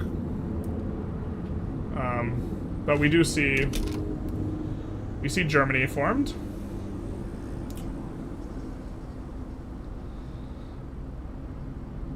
And we are going to see a release of a country. And then we are going to see... is that a bunch of... What's on my mini-map, man? The front lines just never went away. They're gonna find that I think you cannot release Italy with that amount of states, and so maybe they're trying to figure out what they're supposed to release. We could check in with them. Looks like they did release, in fact, Rome. Okay, so they can just feed the states back to them, so that's fine. We will take another look at the GDP. We are going to update Team 2's GDP only, though. I think. So, Prussia is from 35, is up to 85, so we'll put them at 85.3. And Austria was at 36. Okay, wait, they just decided to form Central Europe. That's fair enough. And then release Rome. Are they looking to pull the triple dipple?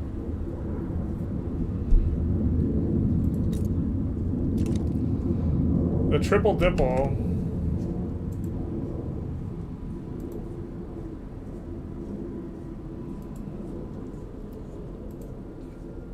Okay, I'll just start transferring. So, yeah, I can transfer. Okay, are we good?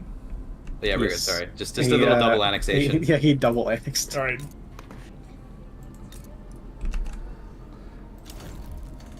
Just checking in with the teams there. Once they finish what appears to be the transfers that they are planning on making, for just transferring all the Italian states, then we will kind of take a GDP count on them.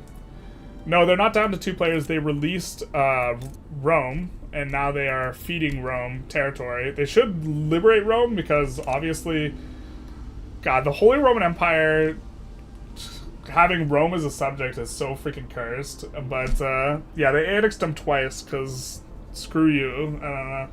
I think they get a little bit more. Did they get a little bit more? Or did they get, like, a free annexation on Krakow? I think they annexed Krakow earlier. Or maybe it was a free annexation over there. I'm not sure exactly how that plays out. I mean, China's still cranking up. Cursed or amazing? It's definitely a vibe, huh?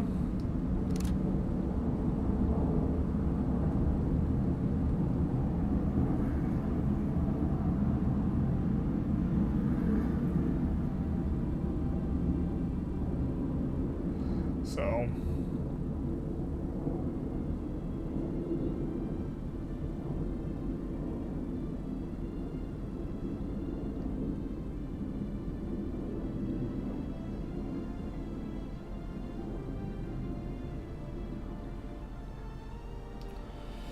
but we're gonna have to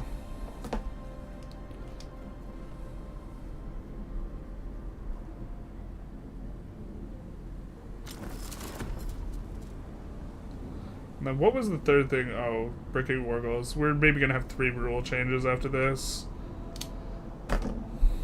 Because I think as far as spectating goes, breaking war goals is also maybe just worse for spectating. People seeing this huge war, and then at the end, all the war goals get bricked is maybe a little anticlimactic. They should release stuff from Russia, I feel like. They're probably not gonna have enough time, is a thing.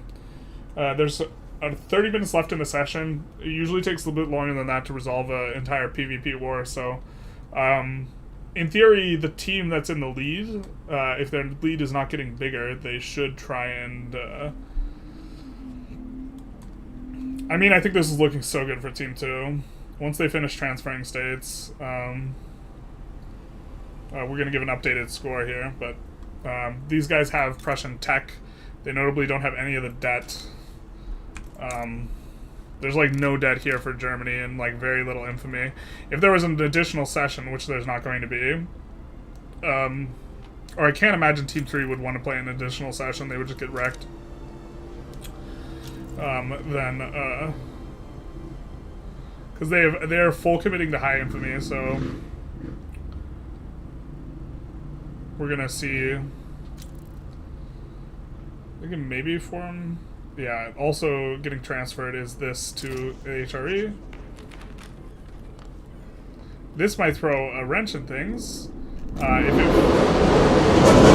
it force annexes the other country. You see the car alarm? You hear the car alarm following the loud plane?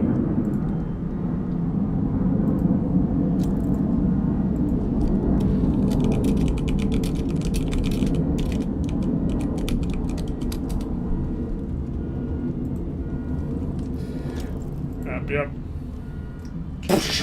Ow. Window might shatter. We do hear the car alarms. The show is afoot. It is going to be loud for the rest of the stream, boys. This is going to be the soup we're swimming in. But what if it's not a plane? What is a plane if not a flying car? True. If it's loud for us, it must be worse there. It is so bad here. I can't even hear myself. Alright, we're going to ask them if they're done transferring states in Team 2. Okay. Hello. Are you guys done transferring states? If so, I'm going to take No. a GDP count. Okay. Okay. Two Yeah, more. not I yet, think. almost. Also, I need to switch PMs after that, so wait a minute. Was, to be fair, you maybe probably benefit you to not switch PMs. Yeah. Let him take it Yeah. before the PMs are switched Let over. him cook. Tis just in terms of the other team's perception of your team. But I just want to make sure. Yeah. I want to make sure I don't Yeah. double count states. So that's the thing I'm primarily concerned with here. One more, and that's it. Uno mas. What's the name of that Very of the nice. Western Irish state? I'm trying to find it in the list. Hannibal. Oh, thank you. Okay. Don't we just That call helps. that, you know? Don't we call Northern Ireland part of the UK? I don't. True. No. It's Isn't part that- of it's proper Italian play. All right. Gotta be a little bit offensive there. Are we at an air show? There's an air show near us. We are under attack. Targus convinced them to be down low. All right, let's take a. I think that this wins. I think that this is good for them. We're gonna take a look at scores. So France, last check-in was at, holy shit, they're up 8 million GDP. Last check-in they were 8 million lower than this. So they're 54.8. Joey always puts on a good performance in terms of just ecoing up really hard.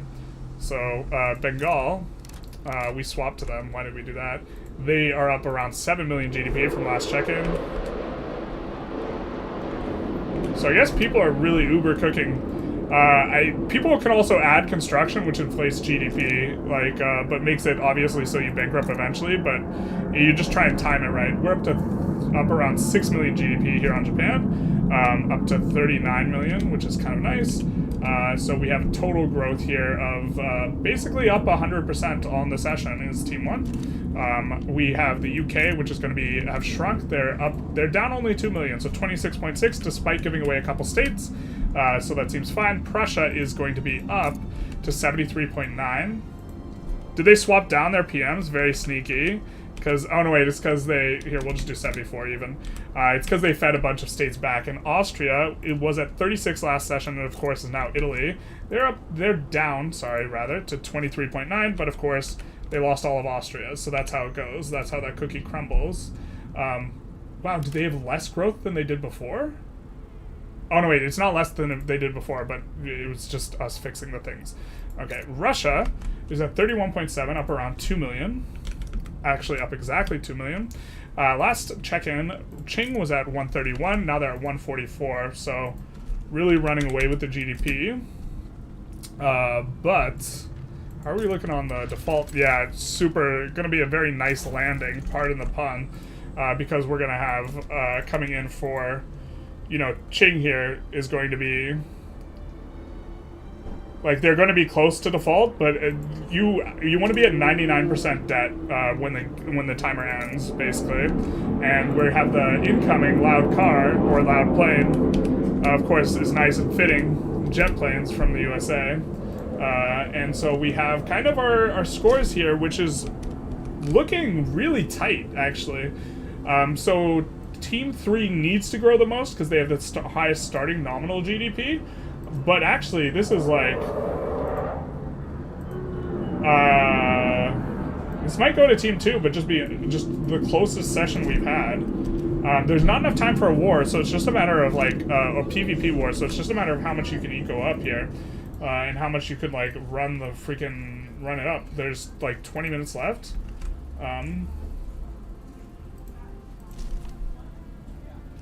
Here, let's let the players know that there's a 23-minute warning.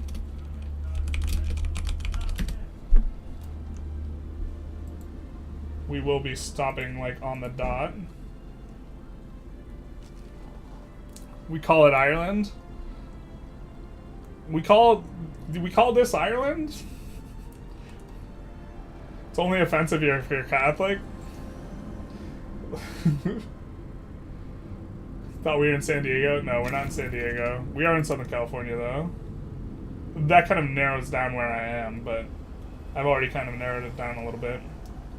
Team 1 is impressive. Didn't even have them running when I saw the draft. Tight, tight, tight. Blue, yellow, pink. Yeah, so... the person who's playing France basically always does really well.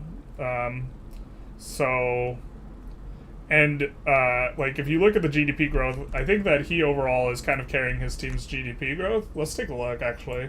We'll look at the percentage growth for each player. So France has 218% of their starting GDP. Japan has 267, but a big part of this is taking chunks over here. Also, I'm not sure if I have the starting GDP for France correct, so we'll have to find an update on that. EIC is up 100, or they're 172% of the start GDP. Japan is 267. UK is only up 9% from start, but they did give away Ireland. Prussia's up 718, or they're up 618%, so they're at 718% of their start, but they did do this. Italy / Austria is up 35% despite giving up all of Austria.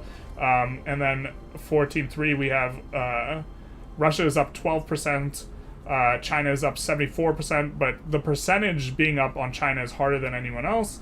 And USA is up 101%. Pretty good showing for the USA relative to what we've seen from a lot of USAs. So, like, it's kind of a quiet eco, but yeah.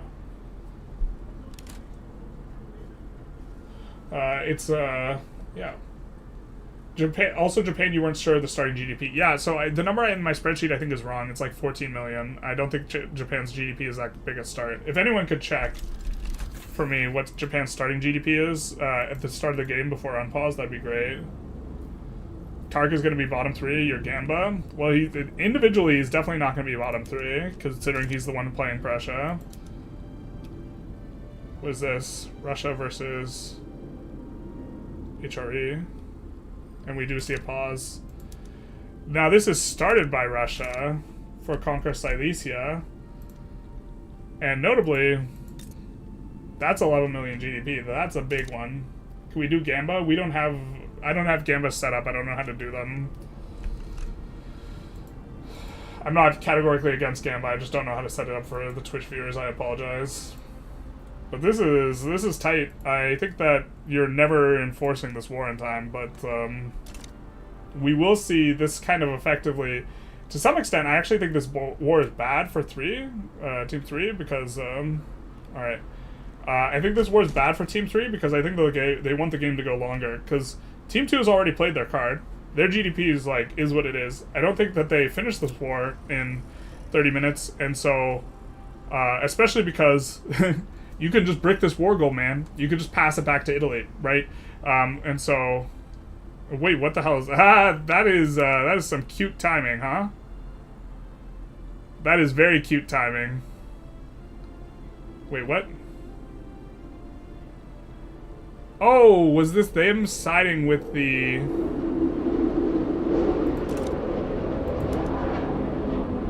Wait, Russia...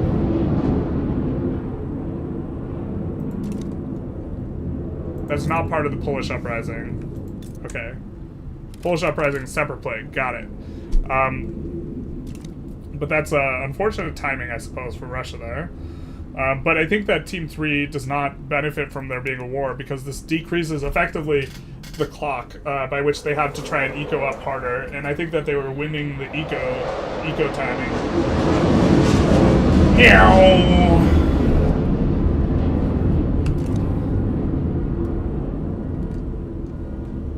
You hear the car alarm too?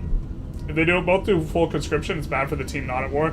That's true, but these are the two teams that are kind of in it. But yeah, they should both full conscript. I think that you have basically no debt here. Not too much here. They're not in the game anymore. So their team's not exactly strong, but you full conscript, you run it up. I think that you're not defaulting either way. So Yeah, maybe, but like you don't need to declare war on a player in order to do this, right? So, and it looks like it's just going to be a 1v1, which is a curious little thing.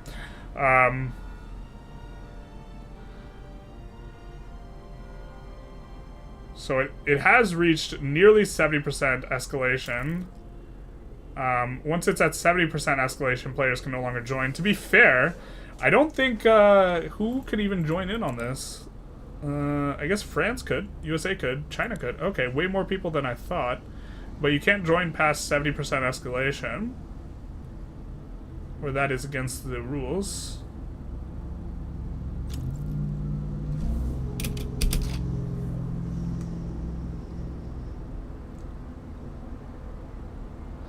For Lib Hungary. Oh. So this is going to be liberate Hungary. Of course, could be bricked by giving away the capital of Hungary to someone else. So I anticipate this. Even these war goals won't get transferred. Italy is the vibe, though, huh?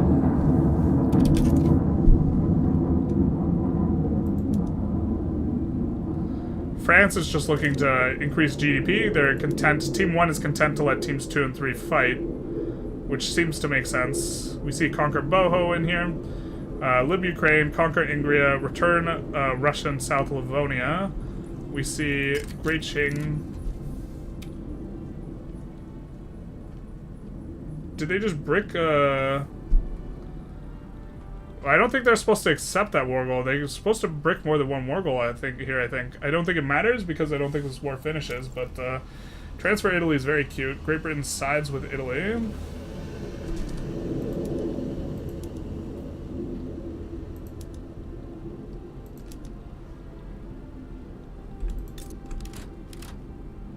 Yeah, this is just conquer Sardinia. Mostly, it looks like. Not a lot of war goals there. But I'm pretty sure Tarkus is just fine here. Followed YouTuber Tarkus on the HRE. I think he just like... I don't think you're too worried here. Even though it's USA plus Russia. I think... Well, like 80 million GDP versus 28 million plus 34 million? It's actually just smaller. Now, you can't let yourself get spaghettied.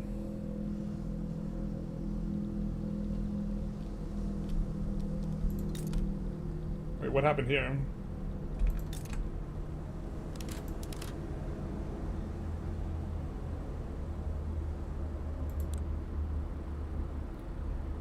Did they join after 70% escalation?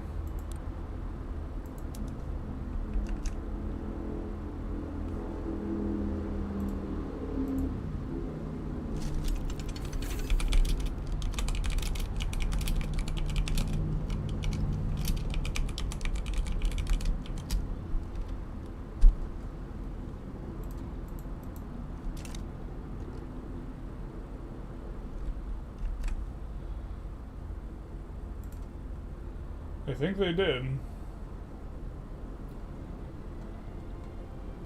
But it's gonna end before, yeah.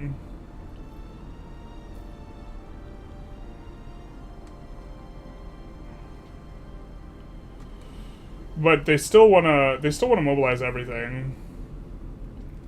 To push up. Wait, why are you not spending?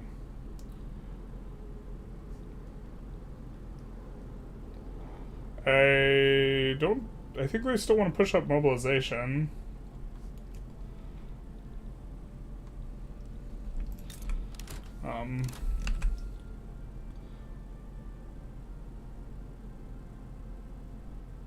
Yeah, but the mobilization doesn't have to be PvP. I'm pretty sure China joined after 70% escalation here and didn't pause.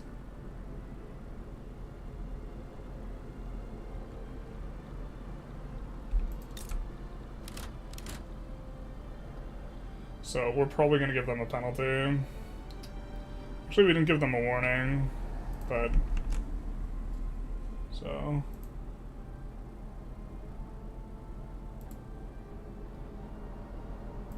I think they did, though. It was likely to violate sovereignty. If it's violate sovereignty, then we'll... It's another thing to, like...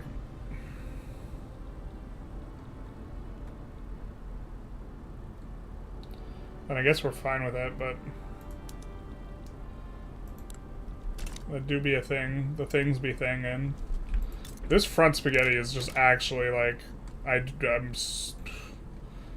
The, like, fronts are gonna get weirdly bricked and moved over and stuff, but China's not at the front yet, or particularly close. There's no way that this gets enforced in the next 12 minutes here. Just make the war be white peace. We're not gonna white peace the war, wait, what? War's still going in, but... You're not supposed to join a war after 70% escalation, but there's no rule against violate sovereignty after a certain level of escalation. I don't know if it was... I thought you had to be at war to be part of it, but I think that they waited until finish and then violated them in. It's probably...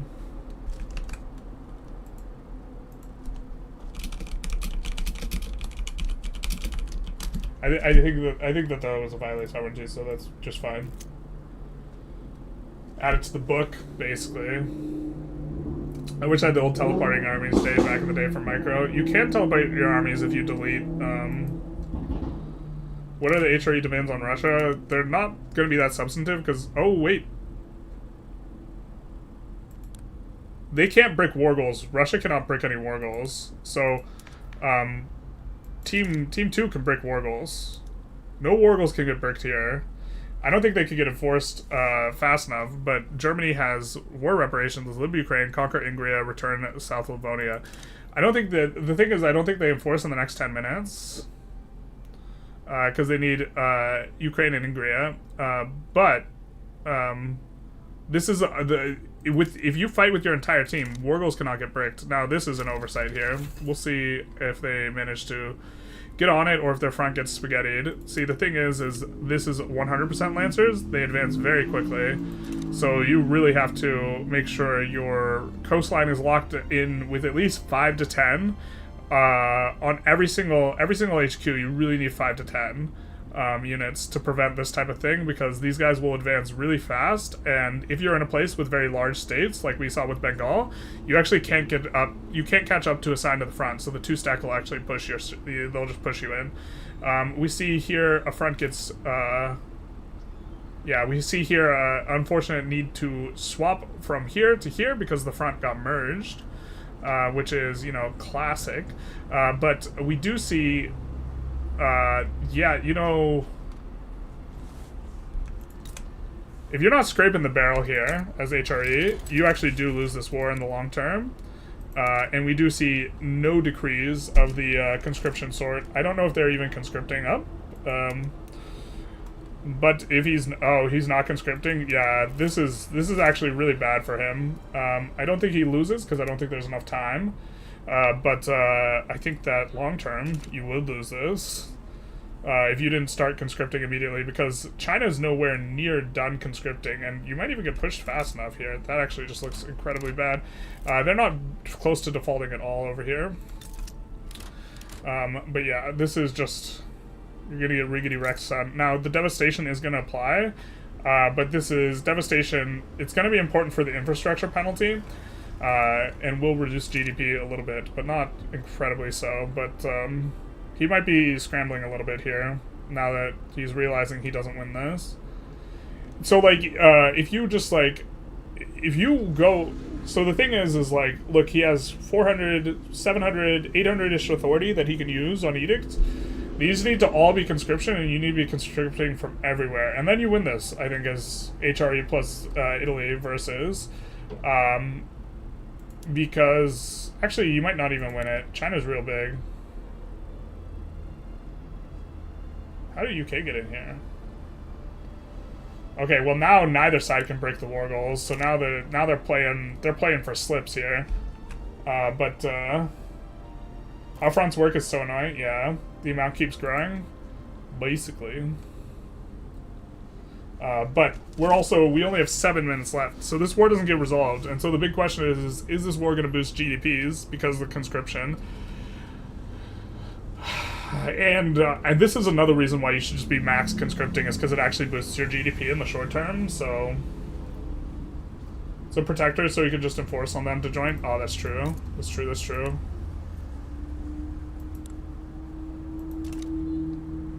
But is this gonna get spagooted? Man, this is so cursed. Speed 3, that's true. It is a PvP war. Ugh.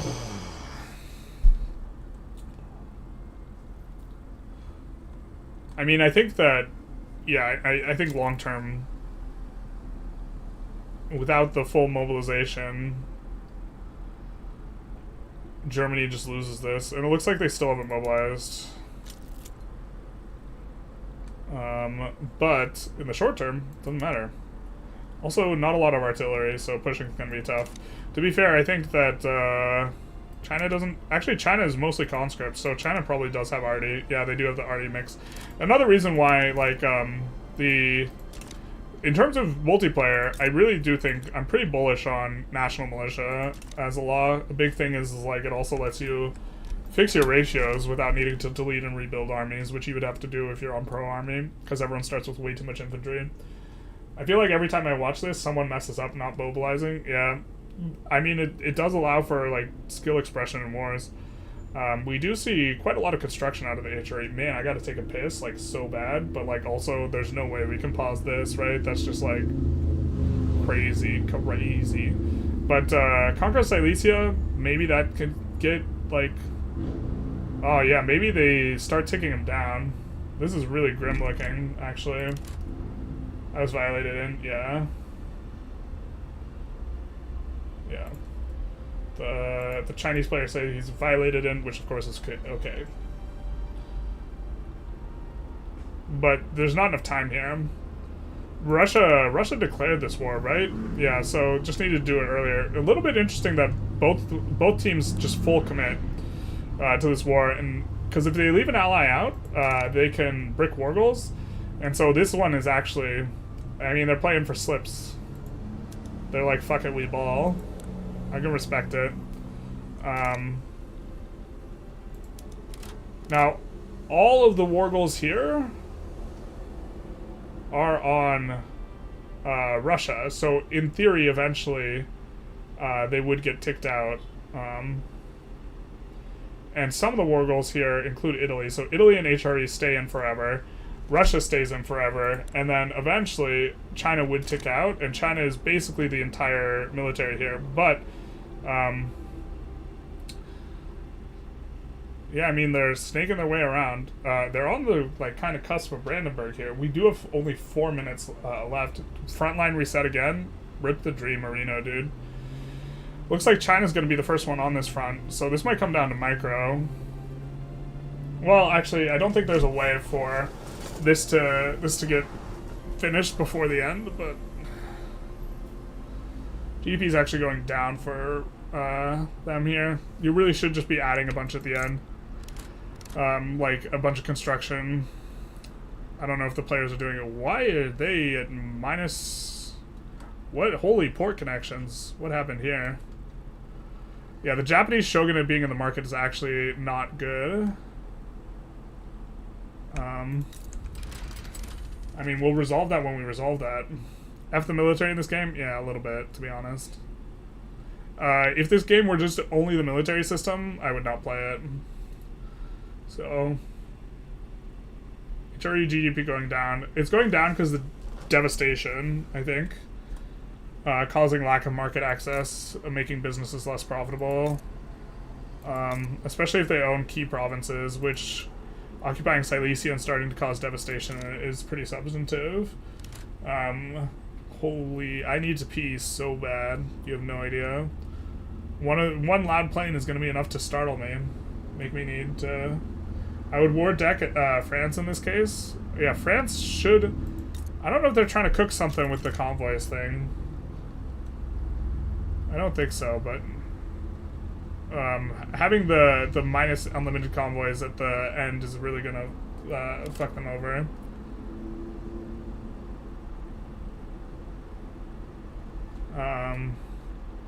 If they don't release Japan, this is such a big problem for them. Wait, why did they feed all of Bengal to Japan, though? What's the idea here? Did front lines get reset again? Rip the dream, dude. We see a land to get in here. There's 2 minutes. But yeah, the HRE would be losing this war if there was more time. They just didn't declare it early enough. Silesia also is like an excellent state to go for. I think it was probably a mistake not to go for the brick. They have 2 minutes. They have 2 minutes of ticking. Holy mother of Jesus. Can we get enough in 2 minutes? In reality, HRE should deck on people. And we do see a frontline get decked. And he does it!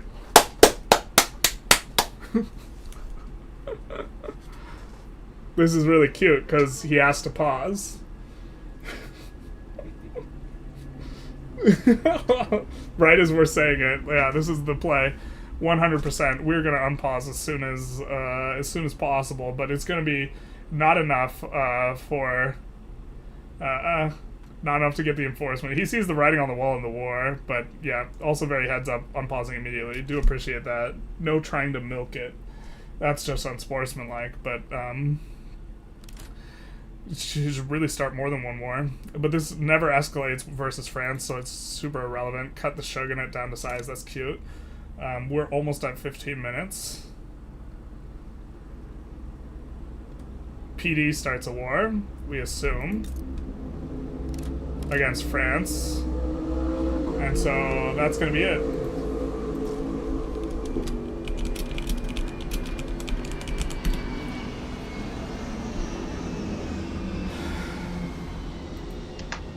Alright. Very cute at the end there. Very cute. There's the armed wars to stall time. Yep. We're definitely losing that one. I think they didn't realize that the how much things were gonna shift as the Chinese conscripts got in. We would have been fine, but Tarkus got a little antsy and wanted to try and liberate things. No, you couldn't have enforced anyway. I mean, we were enforcing for a little bit, just not for the wargles that weren't. I don't think you would. I don't think you would have had enough time. We're unpaused. Why? Don't unpause the game. game. We're unpaused? Let's go. Oh no. We all Come to org, the session's over. Don't unpause the game, please. Okay, where's Tarkus? Oh, Tarkus is... oh, you're just probably talking to your stream. Alright. Come to org when you're done. It was a very fun game. Okay. So we're going to take a look. I'm going to calculate GDPs. That was the closest session we've had in a really long time. That was also super interesting. It was very close. We might ban some things following that, or make some rule changes.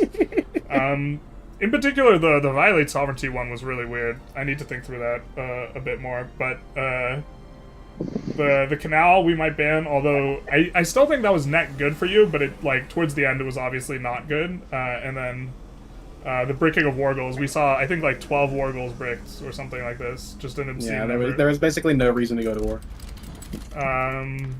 Yeah, kind of, yeah.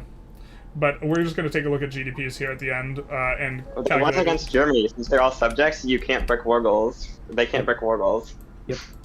Oh, yeah. Well, you guys couldn't break war goals either because you were all in on the war. But yeah, that they're subjects, I didn't realize. That's right. That makes a lot of sense.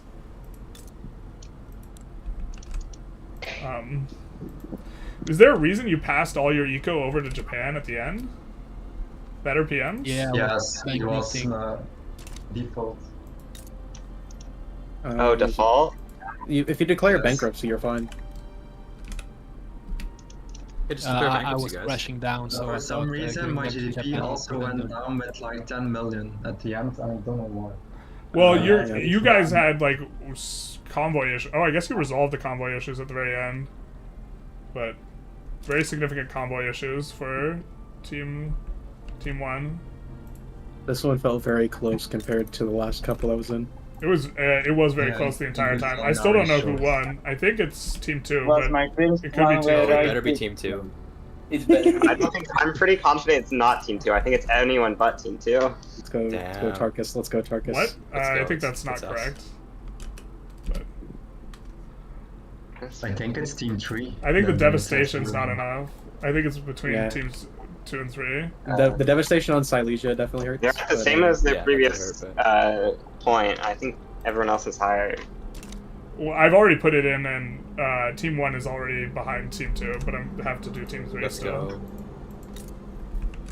Go. Dude, our delay strats, it was my idea. I just want to say that I was saying it on stream. I was said it on stream right as it was happening. I was like, look, they have to declare wars to prevent. I got greedy. If I had just done war reps on Russia, we would have actually won this war like ages ago. But I had decided like, oh, let me try to liberate Ukraine. Oh, let me be based. But no, that was dumb. So close. This is why Team 2 wins. Coordinator. Oh, no, barely. Huh? So close. Yeah, I mean, you still get a decent chunk of league points. From a league point perspective, it's basically the same, but from a pride perspective, Team 2 is the winner of the session. Let's go. Let's fucking go. We're the real winner of the session, though. If there's a second session, we get all the points. But there isn't going to be a second session. There's not going to be a second session. There's never a second session. The second session is the mythological we would have creature. gotten the second session points. Wow. But I was more worried about Team 1 than Team 3, I'm going to be honest. And I wonder what it looks like if the session was 5 minutes longer. Obviously, Team 3 wins. Yeah. Easily. Which is a bit of a thing. You guys didn't get to hear too many of the loud plans. Chat did though. I don't think we got any plans while I was in anyone's chat. But all of our plans, except for me not being bankrupt, went perfectly. Other than the bankruptcy thing. I mean, the bankruptcy thing was fine. It was just would have been more ideal if I could build an actual economy. Yeah, instead of just try and claw back to starting GDP. I think moving forward, we'll make it so that you can't break a war goal on a teammate. Generally speaking, I like to let. Team? Yeah, if you get the other team to break it, that's a different thing, right? And so I think that letting that still be in would be fine, which makes the 6v3 a lot more potent. So maybe that's a problem, but I think. Generally speaking, I like to allow stuff to be abused for at least one session before just like banning it. At the beginning, I thought that Team 1 was going for Turtle Island with Austria because Austria got Greenland. Well, that was just because why not grab it? Yeah, but I thought that the plan was to pass Manitoba to Austria and then try and free annex Mexico or something. That would be funny. We didn't think that much. Also the Canal thing, the Canal thing has a very significant downside in that you have to pay attention to it. And technically everyone could do it. It's symmetric. Everyone could have... it's not worth it for tax collection for a lot of countries. It would have been worth it on EIC. Yeah, it's worth it for EIC in France, I think. I think it's probably worth it on Russia as well. Russia was running minus several hundred bureaucracy, but also if you misplay it and you accidentally let the thing finish, then it's bad. I think. Although your GDP was pretty flat until you lowered taxes, and then it started flying. Well, that's also when I started conquering the world. Yeah, no, that's fair enough. Ching Constantinople is crazy.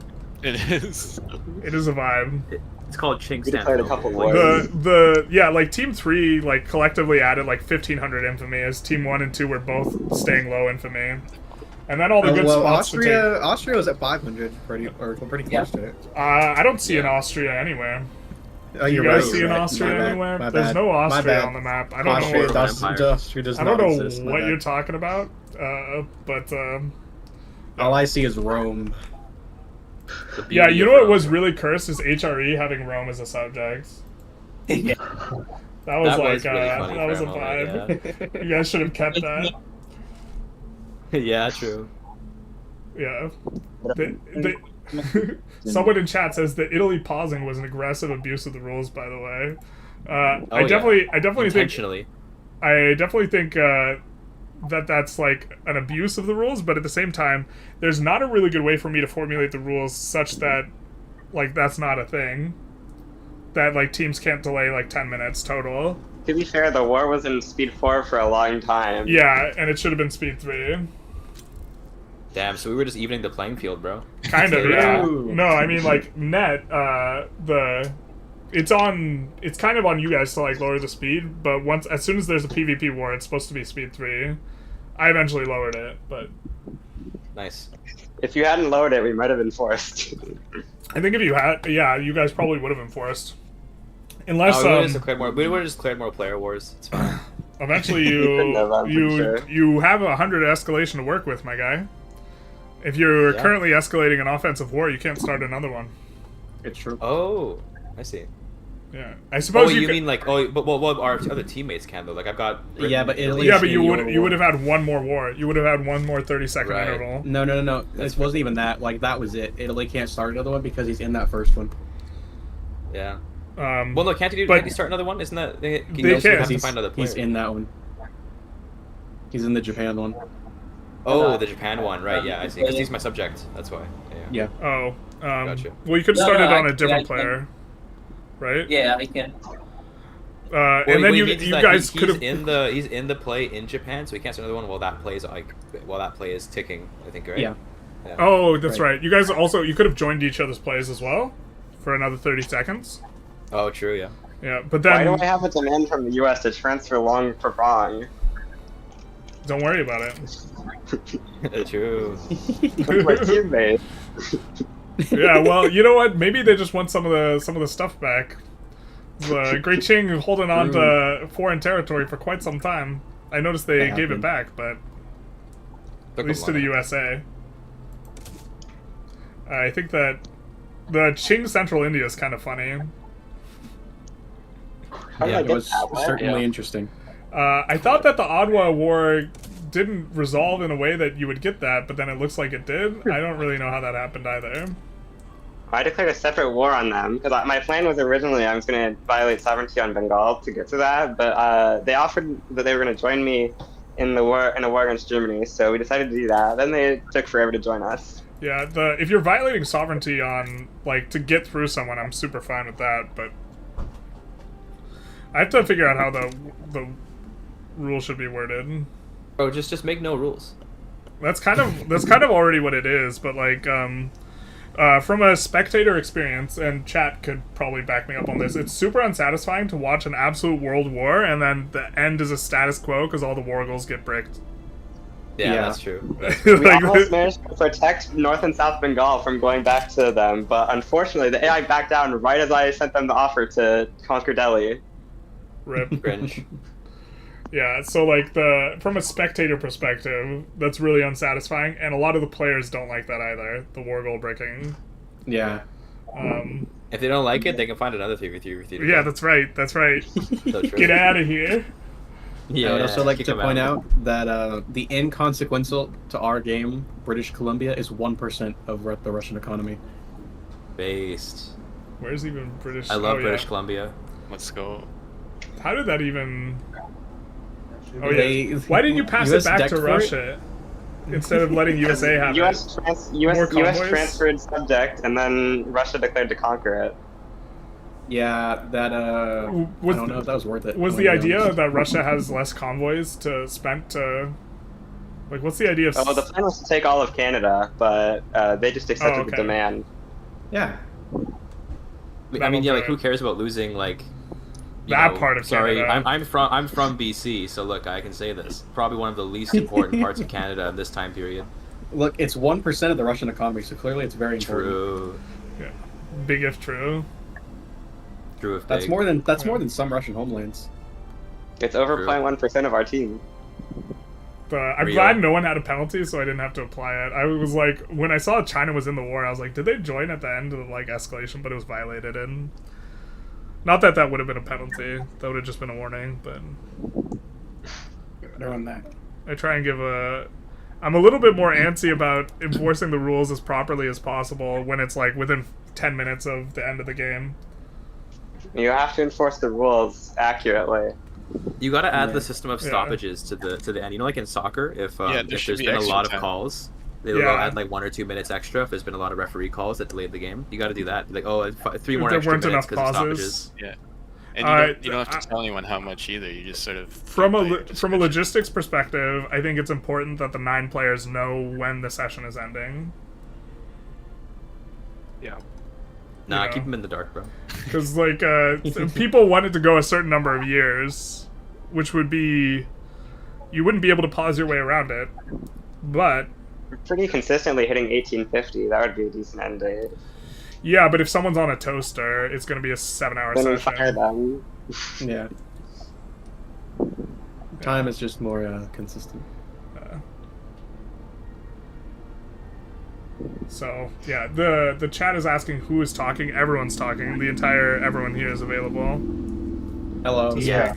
It's all just me. It's just Tarkus. Okay, it's all Tarkus talking. Yeah, it's just me. It always has been. You should unsubscribe from Jess. Tarkus, not like this. Tarkus, are you streaming? I am streaming. Yes. You can plug your stream in the chat. Yeah. Oh yeah, bro. I'm not going to your stream. I don't want to be in that place. Damn it! I was trying to get one more viewer. Son of a bitch. Yeah, that place is nasty. Damn it! I was on to your We were game. so close. We could have had it all. We could have had enough. This is actually probably overall the most exciting game though, because it was super close. Yeah, it was super close. Like 90 watching, big stream. It was just so unfortunate though. Nice. With Team 1 though, with the default, it was It just crashed everything. And I also lost 10 million GDP at the very end. In the last 2 so minutes. I think you guys should have done the Suez survey with Bengal. Yeah, Definitely. yeah. Just keep it on the hush hush. Well, I just completed it like halfway through. Oh, that'll do it. You could also brick China. I don't know if you guys are aware. Whoever. What's that? Me.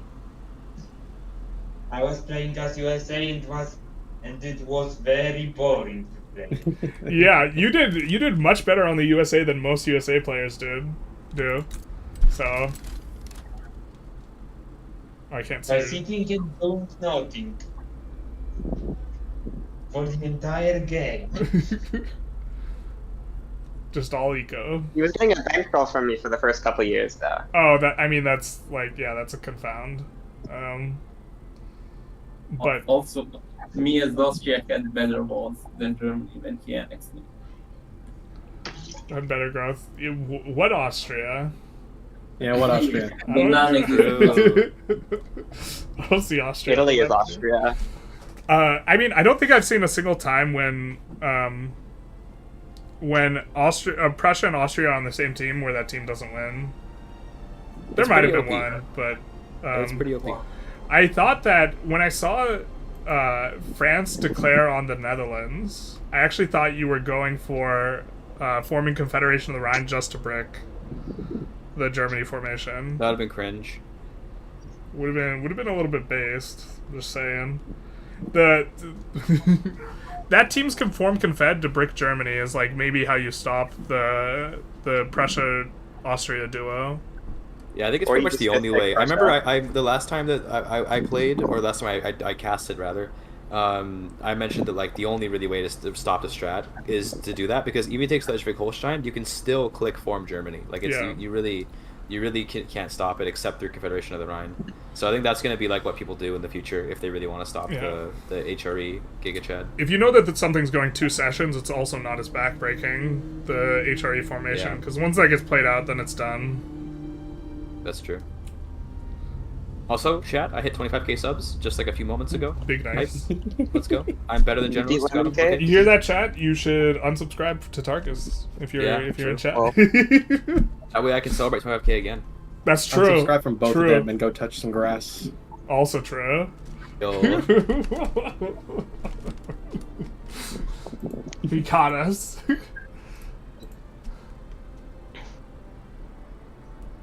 Yeah. It would be very cool if we could get. I wonder. I think 3 people said they were game, right, Tarkus, in the creator Discord for doing a 4v4v4. Oh yeah. I think we have. I don't know. I guess I won't say their names just in case they back out. But yeah, we've that's got true. a couple people. We got me. If they chicken I'll say out, my name. If they decide to be cowards. I think I could find some people in my community willing to do willing to jump in. I feel like it'd be fun though, and let me know what you think of this. If we were the commentators, you and me though, because I was commentator once. Yeah, I think that if we got enough people or enough creators that were interested, I would probably want to try dual cast. I've been wanting to try dual casting, but the thing, I'll warn you, if you get me as a dual caster, I will sidetrack you with questions about things that are completely irrelevant to the game. That's called color commentary. Exactly, yeah. Yeah. It's I forget. There's we're getting off on tangents, so maybe I should. I just did it. See, look, I literally just did it right now. See, I just. You're supposed to have one person be color and one person be play-by-play, and I don't know how all that works though. I'll be the color. You can be the play-by-play. Yeah. This guy, I was trying to brainstorm a way to get out of bankruptcy, and he said, "Just don't," or something like that. So something you could do is you could have had. Bankruptcy's meta. What are you talking about? You can transfer all of your states to someone else, and then have them annex you, and then release you. Yeah, that's true. That is to avoid either bankruptcy or infamy. I think the decision in the end to just bankruptcy max is the better one. Well, it's a lot of clicking to transfer all your states. It is. It is a and vibe. people can interrupt you and mess up with decking and liberating, and I think the bankruptcy play was the better one. It's certainly cleaner. It's cleaner if you don't have to fight. If you have to fight, it's very uncomfortable to be bankrupt. But you can also just pass your entire army to a teammate, right? You have them deck on you, you deck on them, and then they have your army. We went more diplomatic and just told Team 1, hey, we're chill.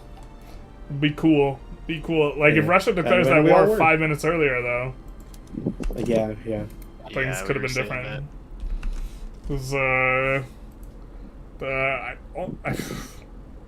Maybe there should be an ongoing PvP war clause where the game extends a certain amount of minutes if there's a PvP war ongoing, but...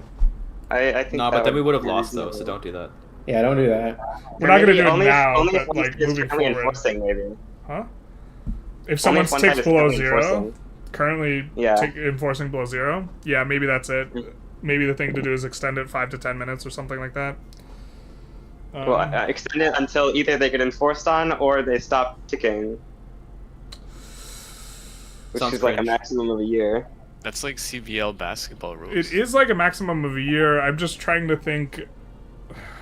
I don't want to create a situation where someone has to stay more than 15 minutes beyond what they expected. Because people make plans. You should just inconvenience the players. Look, everyone's already here for the last 15 minutes. Everyone's already here, bro. We had to sub in 3 people. We had 3 no-shows. True. So, they needed to pick up their kids. Everyone's already. Well, we kind of we were actually getting even fire happened last minute. Yesterday morning. We have everybody here right now in the post game. That's at 1. Yeah, I mean, we could have played another 15 minutes, man. But we could have just played for another hour. Could have resolved this war. Am I right, chat? Fuck it, we Team 1 would have 4. We'd have 8. Team 1 would have 6. I think the Russia Qing definitely needs to start being broke up more. You guys tried to 63 us at some point, and I just won the 63 kind of. That was pretty basic. The money situation. I don't even think you need to say kind of there. That's what the violated sovereignties for. Well, I didn't actually get anything out of the war, and the UK agreed to stop fighting at some point. You got war reps from the UK. You did get war reps. I don't know why they capitulated. We agreed that we were just going to not fight each other. I was trying, in a desperate move, to just end it all, and it, just nothing helped. Yeah. He was panicking because he was defaulting.